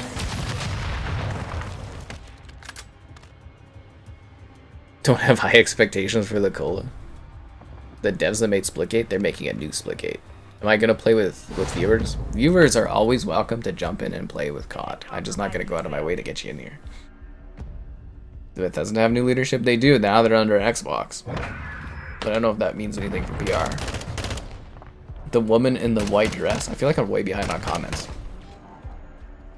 It's not a dress, it's a superhero outfit. That's Starlight, Starbright, the star I need in my night tonight. She's from The Boys. She should win an Emmy for her incredible work. Which I've never seen. I've never watched any of that. But she's from The Boys, which is an Amazon show. Is it Warcraft? I am Warcraft. Not Warcraft, sorry. It's not Warcraft, it's Worldcraft. Worldcraft isn't popular anymore. Otherwise, I'd go back to milking the hell out of that. Don't forget, I was the #1 Worldcraft player. It was me and a guy, Grand Caesar Pro, who was Spanish. We were the Worldcraft players. There's no one that even came close to my level of Worldcraft. No one will debate or complain or do anything to say that I am not #1 Worldcraft player on YouTube.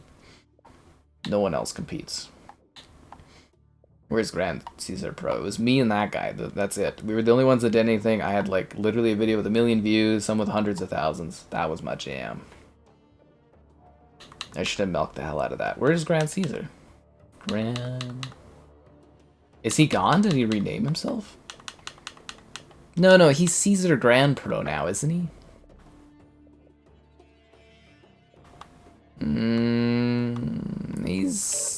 He's somewhere. I don't know where he is. He's got a new name. Caesar Pro Grand, Grand Pro Caesar, something like that. Cool, dude. Yeah. Dead Ops Arcade. You believe that, Supa. You believe that. I have that cool Ghostbusters car. Oh, I love that Ghostbusters car. Do I like collecting game memorabilia? Not necessarily, but I like when they send me like a cool thing that I own. Like a collectible type thing's cool, but I don't necessarily collect gaming memorabilia. So if they send me something cool, yeah, I'll hold on to it and stuff.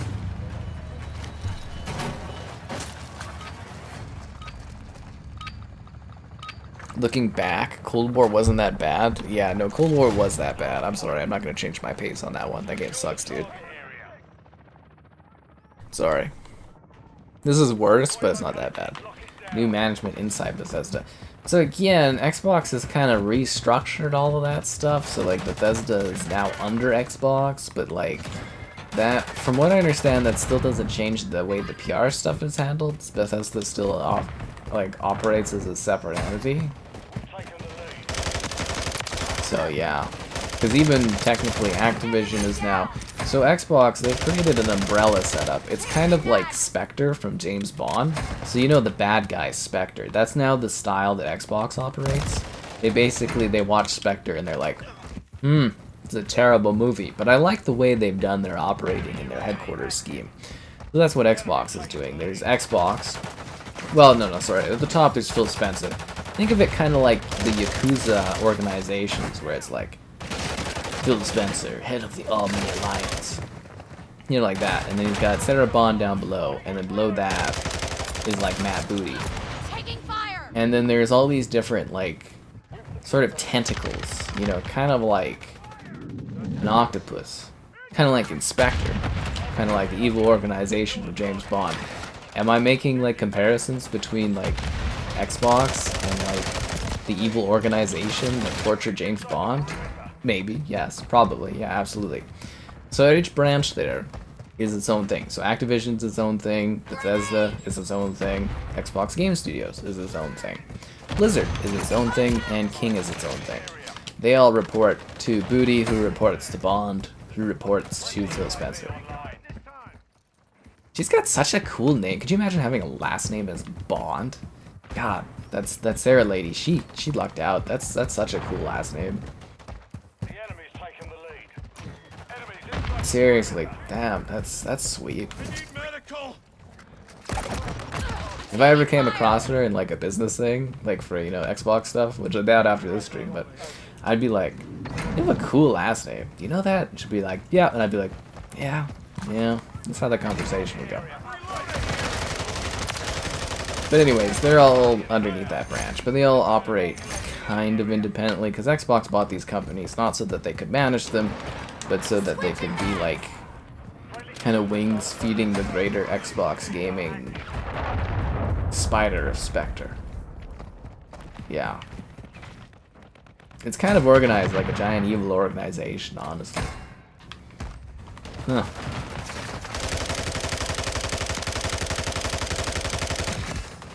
I can't think of any like other organizations that would like be something comparable, but it's like Spectre.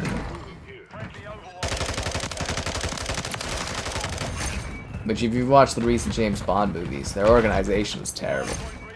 What a waste of Christoph Waltz, honestly. Did you watch No Time to Die? What a fucking awful movie that was. Ugh. Christ.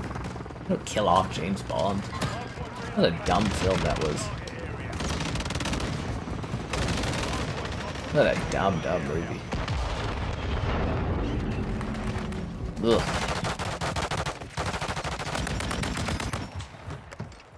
Ammo here. So there you go. That's that. Grenade Any out. questions? Grenade Comments? out.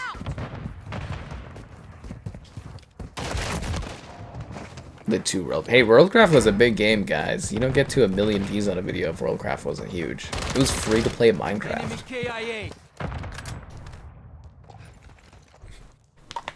But no, I do like a very straightforward thing for my work. I ask for a game, I get the game to cover, I make a video or blah blah blah, I talk about the game, I promote it, and that's the end of the day. I either say yes, it's worth it, or no, it's not worth it. Or maybe there's a middle ground. I'm more than fair on most games. I do my work quietly and I do it proficiently. And you know, sometimes I'm a little behind on things, but I do my best. I'm one person. Put their lights out. Taking effective fire. As I said, I'd love for people to point out people that cover stuff at like the quantity and scale I It'll do. take more than that to stop a city.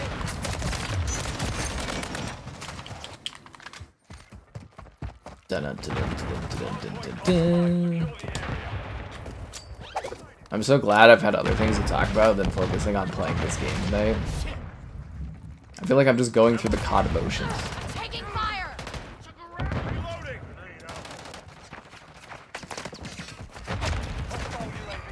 Could you imagine having to wear this outfit she's wearing? It's like this big puffy white like dress, and then she's got like these ridiculous yellow bangles.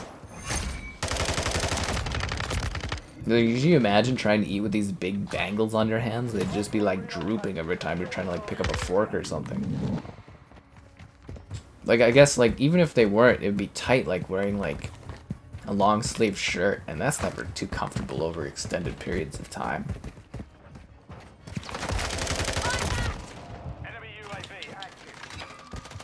And she's got a skirt too, so you know people are gonna be creepy about that in the universe too, right?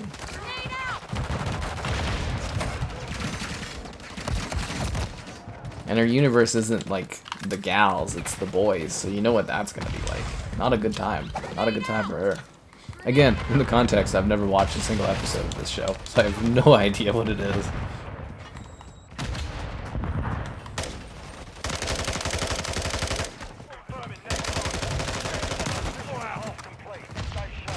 Sledgehammer makes bad COD games. Well, I think it's because they get shoved into really bad development cycles and they don't get a chance to actually make the COD game they want to make. So like Vanguard was made in 18 months, which is a lot of crunch. Which crunch sucks, because that means you miss time away from your loved ones, and your family, and blah blah blah. Or living a life, you're just working on something. And then after that, they were promised by Activision. And this is according to Bloomberg, so a pretty good source, reliable source. You know, Jason Schreier there, great journalist in gaming. But like, you know, and then they were promised from Activision that after Vanguard, they were gonna have a proper development cycle. And then Activision came in and they're like, you got 18 months, slap together Modern Warfare 3. Well, at first it was an expansion. Then they canceled that it was going to be an expansion. So technically they had even less than 18 months. And then they had to slap together a new campaign and everything. So I think it's more, they just get screwed and they don't get the chance to actually make a full product. Enemy down. So I mean, if you had no time to make something and you were expected to get out the door, you try your best, right? It could also be, maybe Sledgehammer doesn't just make good, you know, they just don't make good COD games. Perhaps. But if I was to make an excuse for them, my excuse would be the fact that they don't get the opportunity to actually have the time to put out a proper product. Then on the flip side of that, the other question would be, in general, the gaming industry. It takes too long to make games, which creates crunch for developers, so they have to work on weekends and blah blah blah.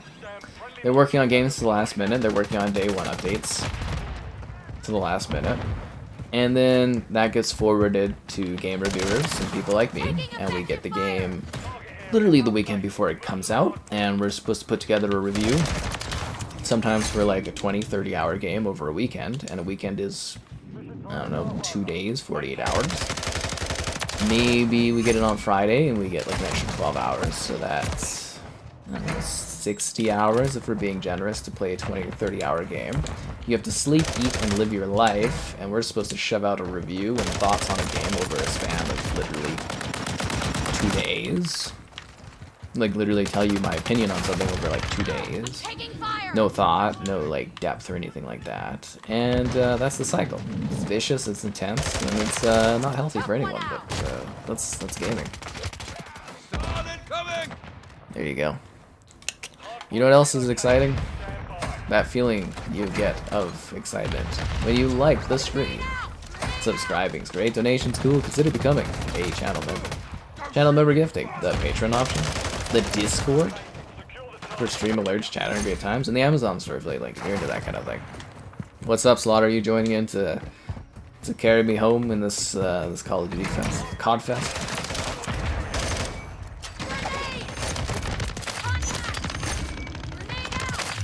Overkill. Right? That was like 4 guys, I think. I think it was 4 guys. You told me the Marvels would bomb. I didn't think it would bomb this bad, but it bombed.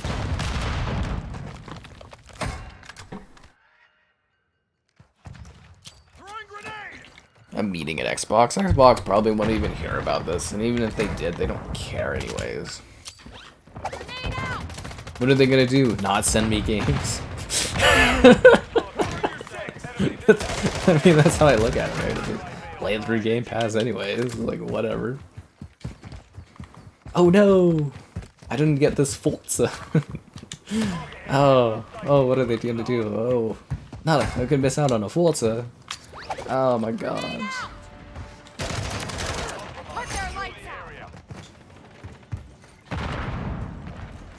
Seriously, though, like, it really is. On my end, it's calculated too, because it's like, what do I miss out on? That was a great syntax.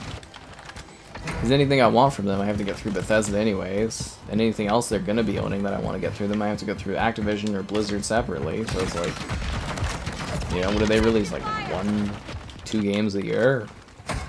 And I know they're going to be, finally starting to release more games a year. But, you know, they've been saying that for like over 10 years. So we'll see if that ever happens. I'm taking fire. Seriously, I've really given them the benefit of the doubt and tried for like 10 years on this platform, and it's just like, there's a certain point where I just don't believe them anymore.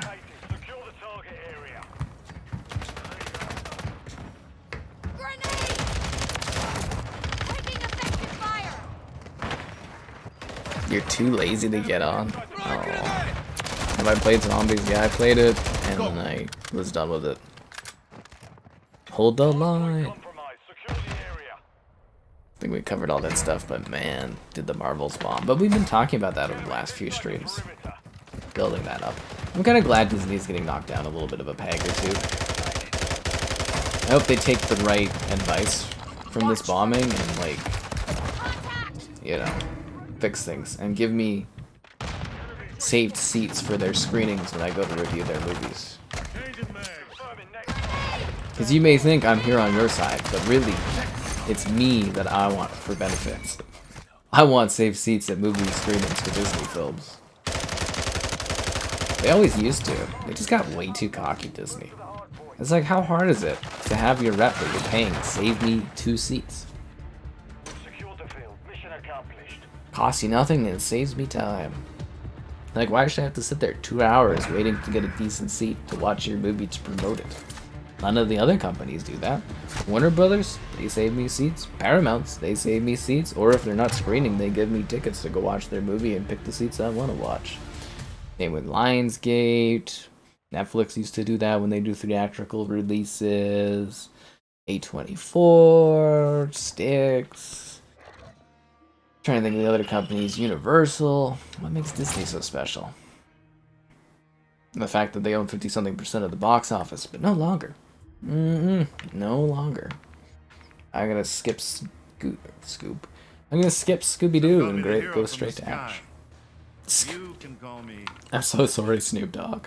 I'm so tired. I'm so sorry. Scooby-Doo.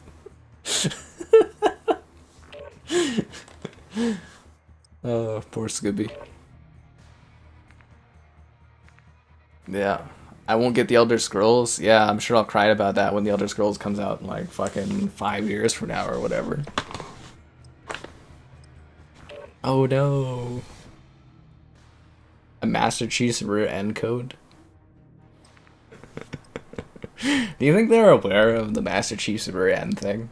Like, do you think there's some Xbox, like, because I love the idea too of like the thought process of them, like my reps having to like convey to Xbox headquarters about like certain things that I'm asking about, and then being like, what? what?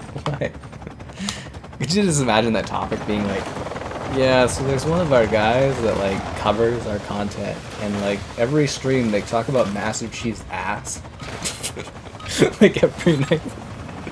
I'd be like, but why? Is that like a negative thing? We don't think so, but it's like a little weird, right? Because their current media policy is like, if there's something big and exciting going on, they lean into it. I mean, I think that's every social media company now, is like, if there is a big event around your brand, you lean into it, good or bad, in order to build awareness of your brand. And Microsoft, they love being in like the press cycle and stuff. They love it. They, like, every week they try to get, you know, their name in something that's going on every single week, so you're always thinking and talking about Microsoft. Hey, little help. Taking fire Seriously, over here. that's what they do, right? But like, yeah, I love the idea of that. Just sitting there trying to decipher the idea of why we talk about Master Chief's ass and being like, did we hit the mark with this Halo TV show? Being like, well, we're contractually obligated with Paramount to keep releasing Halo. So, you know, it may hurt the Xbox brand more, but like, Let's make it count. we're stuck, so, you know, Master Chief's ass forever, am I right? God. It's not even hard to adapt Halo. I'm not even a writer, and I could adapt Halo, I think, more efficiently. But I think that's just because I care about Halo, but like, damn, dude. Enemy down. I don't even remember what happened in that show, other than, like, spoilers. Master Chief kills himself so Cortana can take over. What fucking dumb shit is that? The most memorable part of the Halo show Shit. is his ass. Fire over here. Why did I see Master Chief's ass in a show? How is that even relevant? Hey, I'm getting my ass shot up. Like, what did that do for character development? And why was so many ass shots shown that we have an ass bingo? For Halo. Why? Why did that happen? That doesn't even make any sense. Come on. Aim, for fuck's sake. Like, there was a whole show where the villain of that planet was just like, here's my ass, and there was like a whole shot thing, like a long shot. It's like if Quentin Tarantino wasn't a foot guy, but an ass guy instead. That was that show. And then at one point they CGI'd Master Chief with a towel because they were embarrassed about people commenting on the fact that you could see so many buttocks everywhere. And that was the Halo show. Taking fire over here. Using mags. What an experience. What an experience. That was a little. Because you were too definitely going to close. finish it? Yeah, okay. A Juggernaut glitch? That sounds Alright, interesting. alright. You played zombies, it was fun. I'm glad you enjoyed zombies. I hate it passionately. It makes me feel sad inside when I play zombies in this game. Every time I play zombies in this, I lose my grip on reality just a little bit more. But I'm glad you enjoyed it. I mean, if you like the DMZ, it's the DMZ but with zombies. Getting my ass Everybody shot likes up different over here. things. You're allowed to like different stuff. I'm not gonna hate it on you too much. But Thomas, go buy those Nuka-Cola bottles. I hope you're on Amazon right now shipping those bad boys over where you are. I want to see pictures of these Nuka-Cola bottles. I'm gonna be greatly disappointed. I'll eat the rest of your hot dogs that you've you've donated for Costco and Shame. Each one, there'll be a Shame bite of each hot dog. We'll call it a Shame dog. A Shame dog. Hey, little help. Taking fire over here. Did I finish the battle pass yet? How many more streams of this do I have to do before I unlock Keith David's spawn? I feel like this is more grindy than usual. I mean, there were bits of that Halo show that were promising. But like, oh my god, dude. That Halo show is so sad. I love Quan there. I'm like, oh cool, so they made an interesting emotional foil to Master Chief. And then as the episodes went on, I was like, oh no. I think the funnier thing was me like predicting exactly the entire Halo TV series. And people in the comments on YouTube being like, dude, you have no idea what you're talking about. You're so wrong. And I was like, no dude, this is exactly what they're gonna do. And then as the episodes went on, I was right. I was right.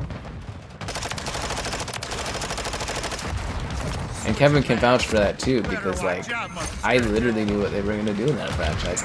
Like from the first episode, I predicted the entire like season basically. My favorite part of the Halo TV series was like, okay, so I got to review them, I got to watch them on Monday. So the screeners would come in on Monday. I would watch them, and then, don't tell anybody, but I would go and I would talk to Kevin about what happens, because then he would watch them on Friday with everyone else. And I'd be like, hey, guess what? Because there was that one episode which was all Quan, and I was like, dude, no, guess what was gonna happen this week? He's like, no. I'm like, you know how I joked about them being all Quan? He's like, no, it's not gonna be all Quan. I was like, it's a Quan episode. He's like, no.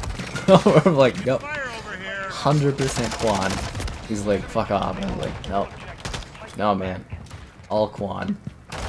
He's like, why would they do that? I was like, I don't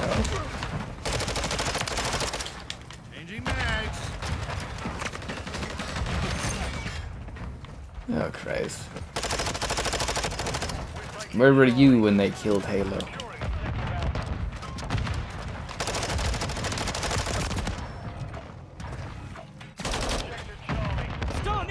Am I still complaining about Xbox? I mean, kind of, but like Xbox adjacent. I'm putting the pressure on you. You've created an idea that can't be stopped, Thomas. The Nuka-Cola must be there. Changing mags.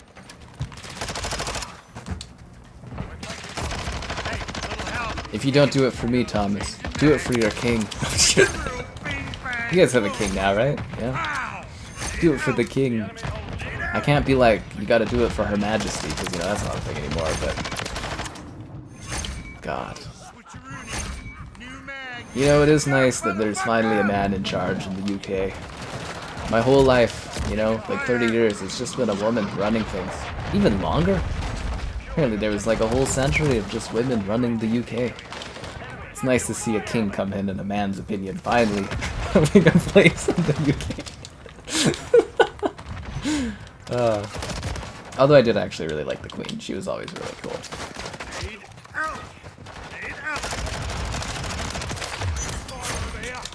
It's gonna be so weird. Like my whole life it's been like, in Canada we have, you know, the UK like royalty stuff. So like all of our money, my entire life has had like the Queen on it.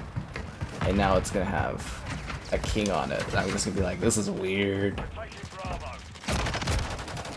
It's gonna be really weird. Do it for mankind.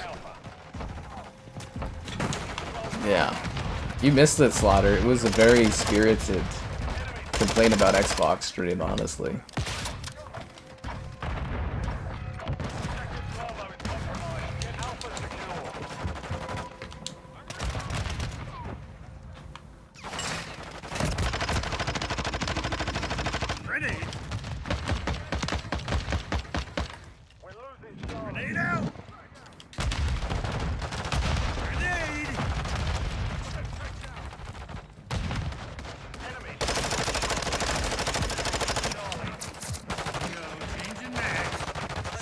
What's even happening in this? I think we're losing again. I don't even care. Lose, win, it's all the same in this. I get my ass shot up. Grenade. They really did a good job with Ash, though. He says it perfectly. Exactly the Xbox mode down to.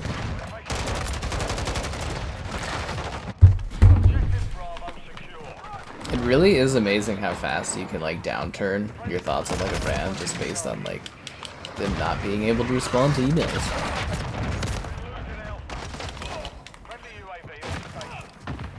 And they made zero effort to try to communicate and patch things up with me.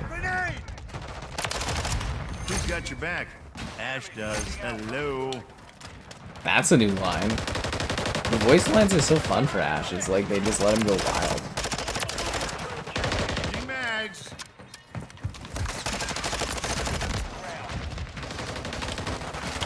Grenade out. Grenade out.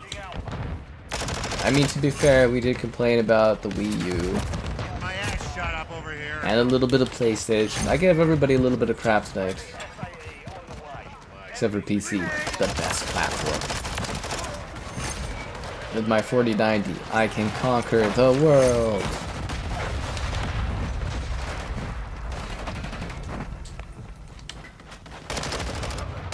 Grenade.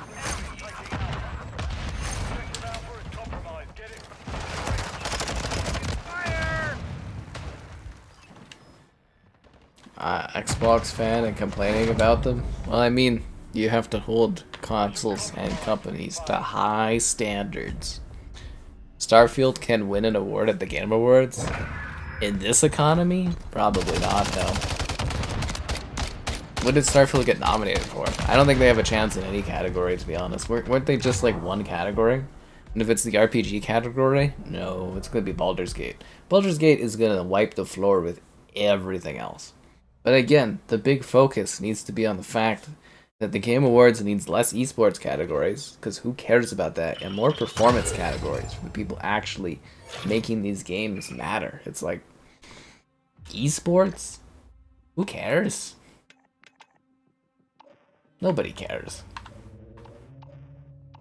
Unless I win best esports, and then I'd be like,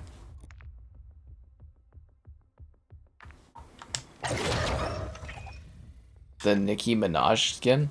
Everybody out there, if you are a respectable Call of Duty player, you have the Nicki Minaj skin.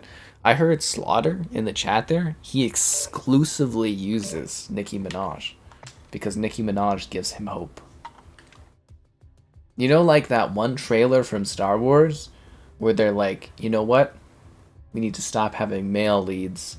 We're just going to have blonde women in their 30s and 40s from the UK be all the leads in Star Wars going forward. Yes. And she's like, rebellions were built on hope, and that's what Slaughter feels in regards to Nicki Minaj in this game.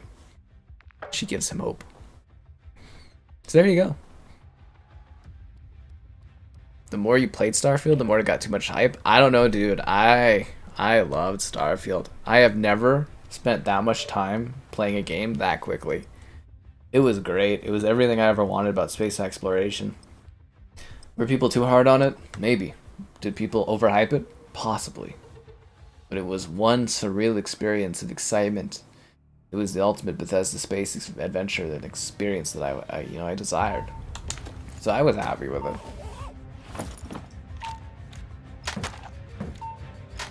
I think the bigger thing though is Diablo 4 got shafted, dude. Absolutely shafted. You bought Lara Croft. See, now Lara Croft was like a cosplay Croft in Modern Warfare 2, but as I was saying earlier in the stream, I've actually warmed up to her in this version of it. I think she looks a lot better now.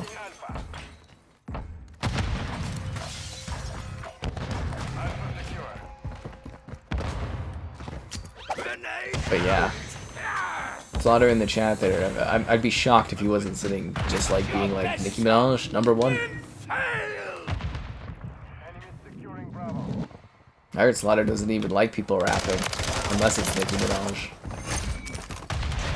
And you know what? I can't blame the dude for having a favorite. Oh, is that a sniper?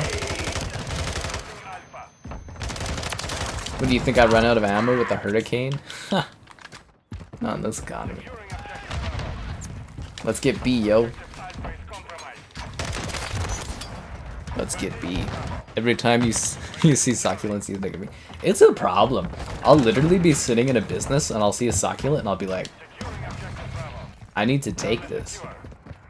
And I didn't really like succulents because I wasn't like really exposed to succulents, and there was one gal I was seeing that liked succulents because I think they're easy to take care of, and she had a lot of issues, I would imagine. Lots of issues. But like the succulents were a thing, and then it was like, because of the issues with her and me, I didn't like succulents. But then Starfield, and I was like picking up these succulents, and I was like, holy Christ, this is my thing. And now I go into businesses, and I see a succulent, and I'm like, Christ, I'd love to steal that. I don't even think of myself as like a thief or anything, but I just like, yeah, the thought is just there on my mind, is to grab every succulent I can. And that's because of Starfield. Succulents. Switching back. Wolong. Did Wolong come out this year? Do I think Warzone killed the COD franchise? I think Warzone was probably the single most detrimental thing that happened to COD. It damaged the campaigns, it damaged the multiplayer, it ruined zombies. I don't know, Warzone was fun, it was cool when it came out. I like the idea of Warzone, I get the different player base that it attracts, but I can't help but feel that Warzone has damaged every other part of Call of Duty.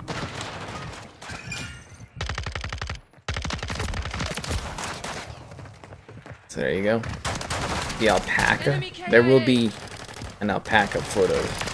Like I said, I've booked this year's alpaca shots, like the Christmas alpaca photos. So, like, late November, early December, I will have this year's alpaca photo. I'm debating on doing an emergency trip to like a mall to try to find a new alpaca Christmas sweater. Usually Merchoid, which is my choice for ugly Christmas sweaters. They're a great company, by the way. I always highly recommend them if you're wanting to get a cool Christmas sweater. They don't have any new cool designs that fit, you know, kind of what my vibe is. And last year, Microsoft sent me the Clippy Christmas sweater. I don't think anyone's sending me a Christmas sweater this year. Actually, it'd be hilarious if PlayStation sent me an ugly Christmas sweater. That'd be funny. But like, yeah, so I'm either going to restart from the beginning with my Gearsmith sweater, or I'm going to try and do an emergency mall trip and see if I can find a new one. Because I was like, oh, I'm going to restart, and then one of my pals was kind of like, so apparently restarting isn't good enough. I have to be fresh every year, and I don't know. So that's the thing. You know what another thing is, guys? Getting you to like the stream. Subscribing is great. Donations cool. Consider becoming a channel member that you've been not wanting to be for some reason, but now could be. Channel member gifting. The Patreon option and the Discord for stream alerts. And there's an Amazon store affiliate link should you be grabbing anything through the magic of Amazon.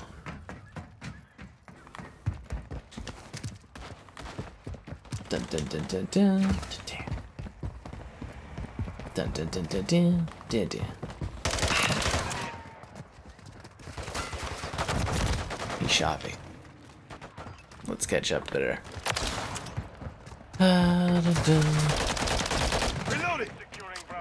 Your nephew? Oh, he's around my age. Amazing Gamer told him he should play. Well, like I said, people are always welcome to join in on the streams. I just never go out of my way to do that. A Will Smith slap? Yeah, I definitely don't want to assault anybody. That's really not my thing. Is this COD worth getting? Okay. So, if you like Modern Warfare 2.2, and you like the idea of that, but slightly faster, with maps that came out 14 years ago slapped into them, then you're okay getting this game.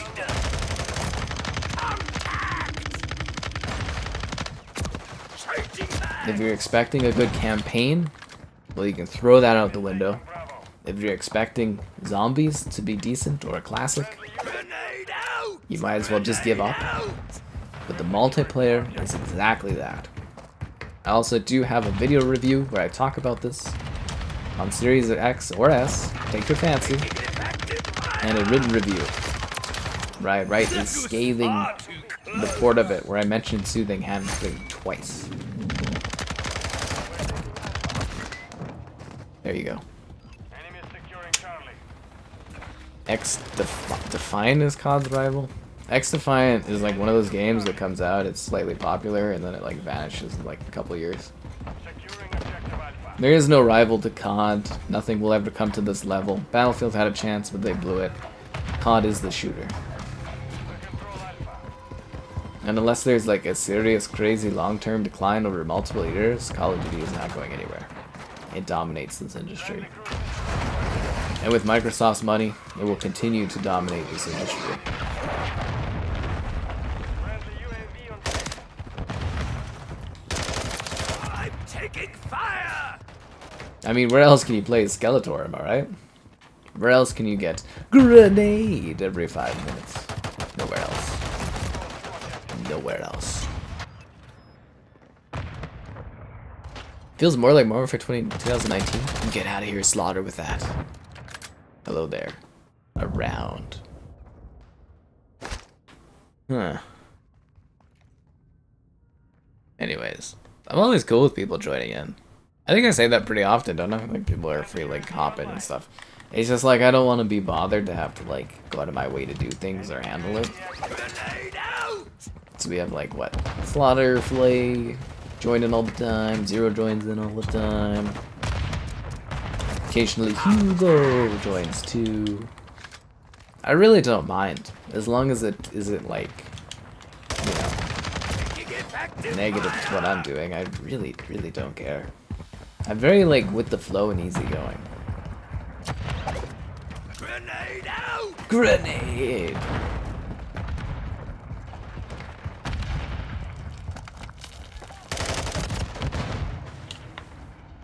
That's what all the pros have said. I wish I could have been a pro. Did I like Modern Warfare 2019? I did.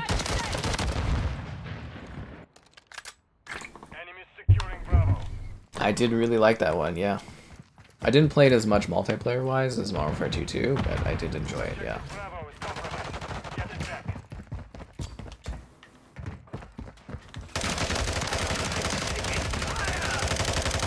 On the flip side, we put way too much thought into what pros say about various games. I mean, look what it's done for Halo.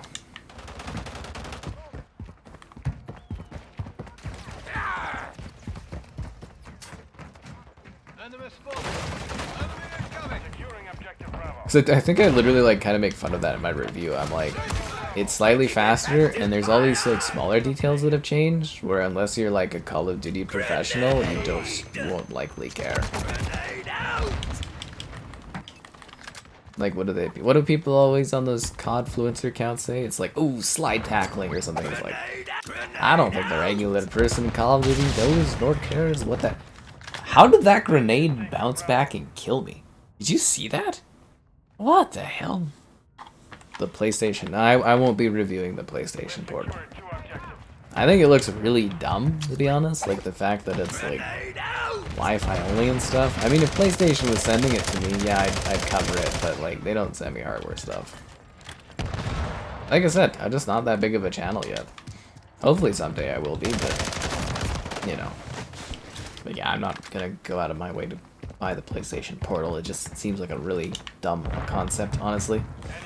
Like, really stupid. I don't know where or when I would ever use that. Like, I'm sure maybe it's like a cool thing, but like it's just a Wi-Fi extender. It's just like a screen with Wi-Fi, and that's it. Like, I don't even know why you would need or use that ever in your life.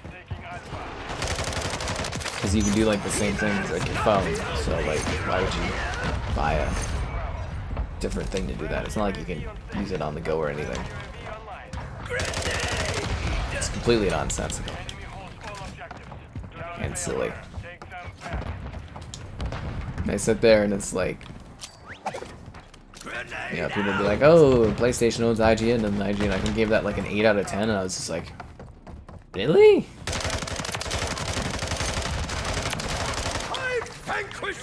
Like I said, a lot of companies and stuff that do what I do are like, you gotta say nice things or you don't get stuff. And that's weird. Are we almost done tonight? Oh, we're getting close. I miss the good old Halo days. I really do. She-Ra, dude. I would so buy a She-Ra character. I would totally buy She-Ra in this. Yeah. I actually really liked the Netflix She-Ra series. It was actually pretty good. Did it, like, maybe pander to everything? Possibly, but yeah, no, I actually enjoyed the She-Ra Netflix series. I reviewed every season. Not even kidding. And I'm okay to admit that. Oh, Filet. I'd be shocked if you hadn't bought this already. You have to keep the Call of Duty economy going alive, man. What am I gonna do without Call of Duty? Play Halo? Huh.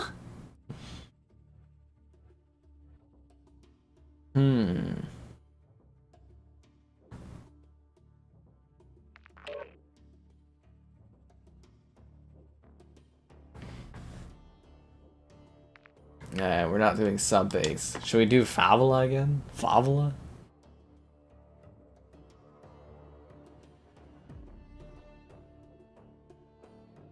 So anyways, we're almost done here. Game share? You guys game share with each other? What are you, related? Are you guys the same person? I really sit there sometimes and I'm like, Flay and Slaughter, they're so like close. It's very strange. Maybe they're like siblings. You know what? I don't really care either.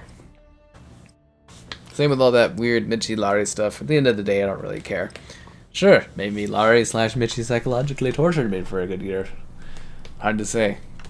But as long as there's money flowing, I don't give a damn. The next DLC? Yeah, I'd be doing that through in there. Hordak? I mean, yeah, sure. I mean, we need more villain characters. Why not? Wouldn't you rather have Katra than Hordak? Or is Katra like now a good character? What should I use? I'm gonna rock the Toke Force 141 guys. I don't know, the way Filet and Slaughter talk, there's something fishy about that relationship. Maybe they're like a couple or something. Which is cool. I'm not here to judge. Except for games, I judge them. And movies and other stuff. It's kind of my job. I'm sitting here pondering the deeper dynamics of those two. Switching mags. In a way that I never thought of until this exact moment came up. What is their motivation? Securing objective Bravo. Huh. Assassin's Creed Mirage? Yeah, I mean, we did a review of Mirage. We did a live stream of Mirage. Yeah, I covered Mirage. It's on the channel. I also previewed it.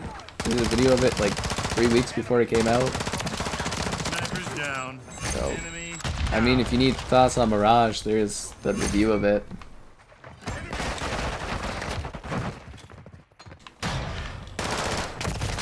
Yeah, it's on there. Map, it's colorful. Favela. I could just blame it on my Canadianness if it's, you know, said incorrectly. We say A's weirdly. Allegedly. If there's ever a dialect issue, I just say it's Canada, and you know, usually people are cool with that. Is RoboCop worth buying? I mean, it's not perfect, but it's like entertaining. This gun is pretty. Yeah, it's got like a nice yellow, like white and gold kind of style to it. I quite like it. I just wish it had a scope. You know what I mean? Like, not like a scope, but like a quick little, like one of those square red dots would be like perfect on this gun. But I don't want to give up the laser sight, if that makes sense. But yeah, just a red dot scope would be like freaking perfect on this thing. Like, it shoots really well, it kills effectively, it's just, I can't use it worth a damn over distance, and that is like a bit of an issue. Because it's like, I'm good with iron sights, but I'm not like that good with iron sights.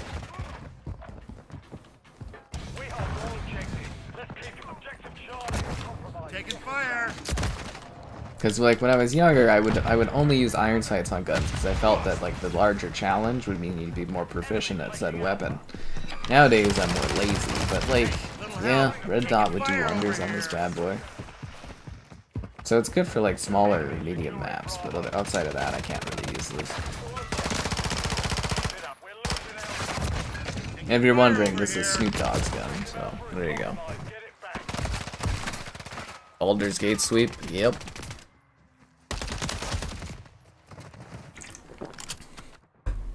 Am I gonna stream the Game Awards? Maybe? I don't know. I streamed it last year. It was kind of really boring, and I don't... Do we have that many people that watched it? I don't know how popular it was. Well, we streamed it last year. And I got a claim from, like, Universal on, like, the Nintendo like, the Mario trailer. And now it's, I think it's, like, blocked worldwide, so... I don't know if we'll stream the Game Awards this year. I don't know. I'll be thinking about it closer too, I think. But yeah, I don't like dealing with copyright stuff from those awards, but it was... I mean, we did it last year, so I don't know. We'll see. I'll go look at the numbers and stuff, but I don't think it was that popular.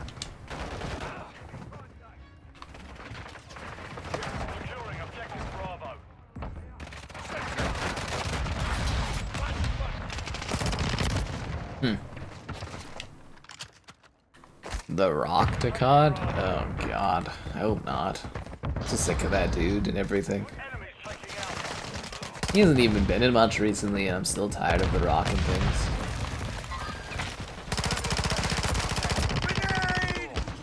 Grenade! New mag, you better duck, motherfucker! I love his voice lines in this.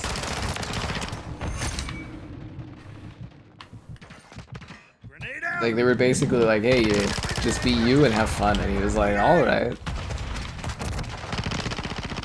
My axe shot up over here. That's my last mag.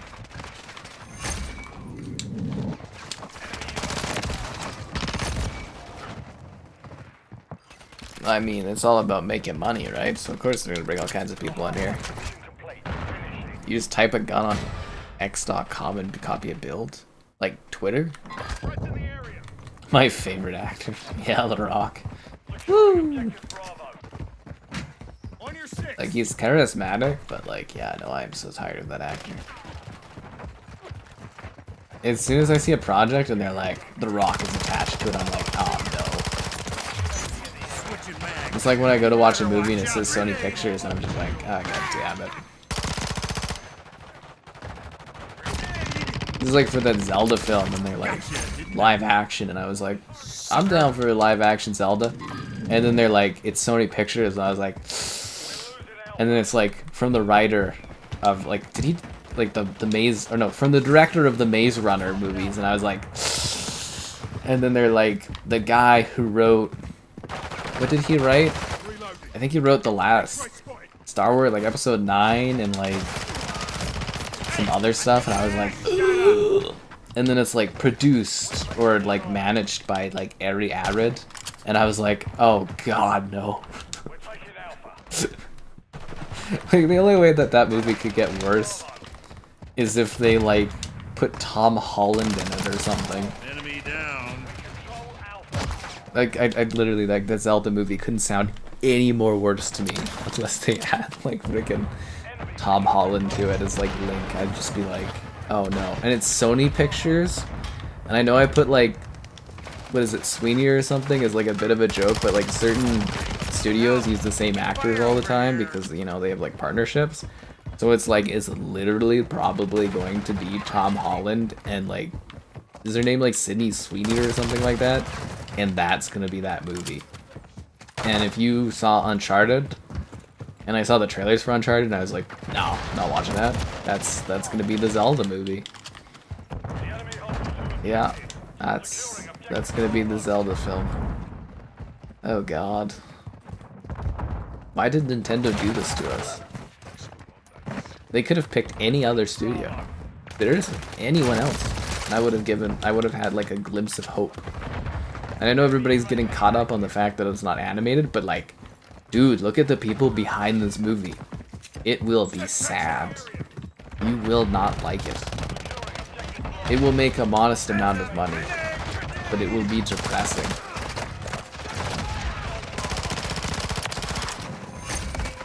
Taking fire over here. Like, they haven't even written a script yet. Not even probably a word of that movie, and I know it's going to be bad when it comes out in a few years.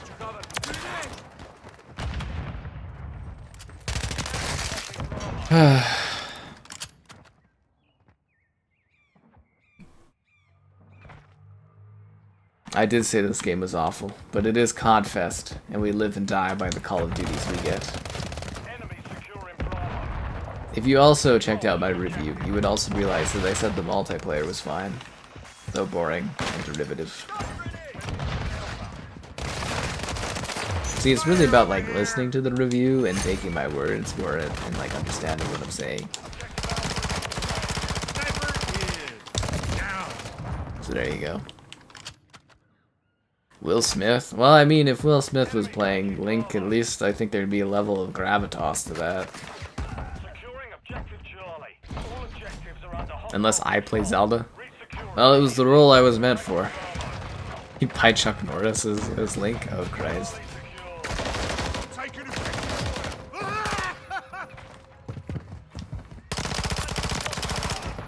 Yeah, imagine that kind of a crazy world.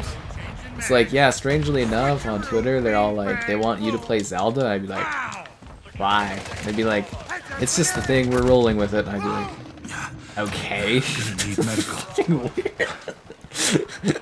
It's like, yeah, here I am in the role. Alright. This is weird. Doing the behind the scenes and be like, are you excited for this? I'd be like, I don't know how we got to this point. Funny.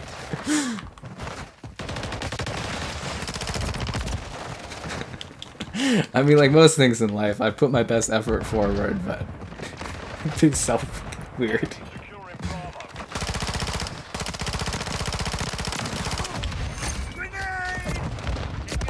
Give an Oscar performance. God, imagine the Oscars trying to figure that out. The match still not over. God damn it, dude. They wouldn't allow. Hey, I can play as good of a Zelda as anyone else that Sony is going to pick.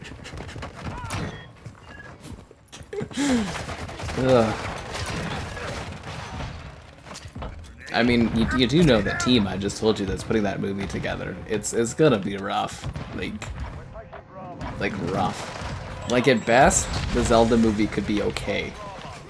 No, seriously, like at a best, like the best possible effort, it'll be okay. That's what we're aiming for with that Zelda film, with the team they've put together behind it.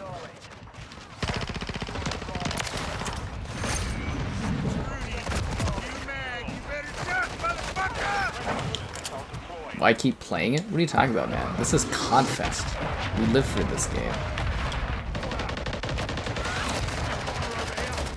Thank God we hit our time marker, so I'm done trash talking every single thing I know. You guys have a great night. Please don't send this to anyone that works for any of the companies I complained about tonight. And have a great day, everyone. Keep going. And Thomas, go buy those Nuka-Cola bottles. We'll be watching. And don't forget, Sky for Zelda. This is my into the industry.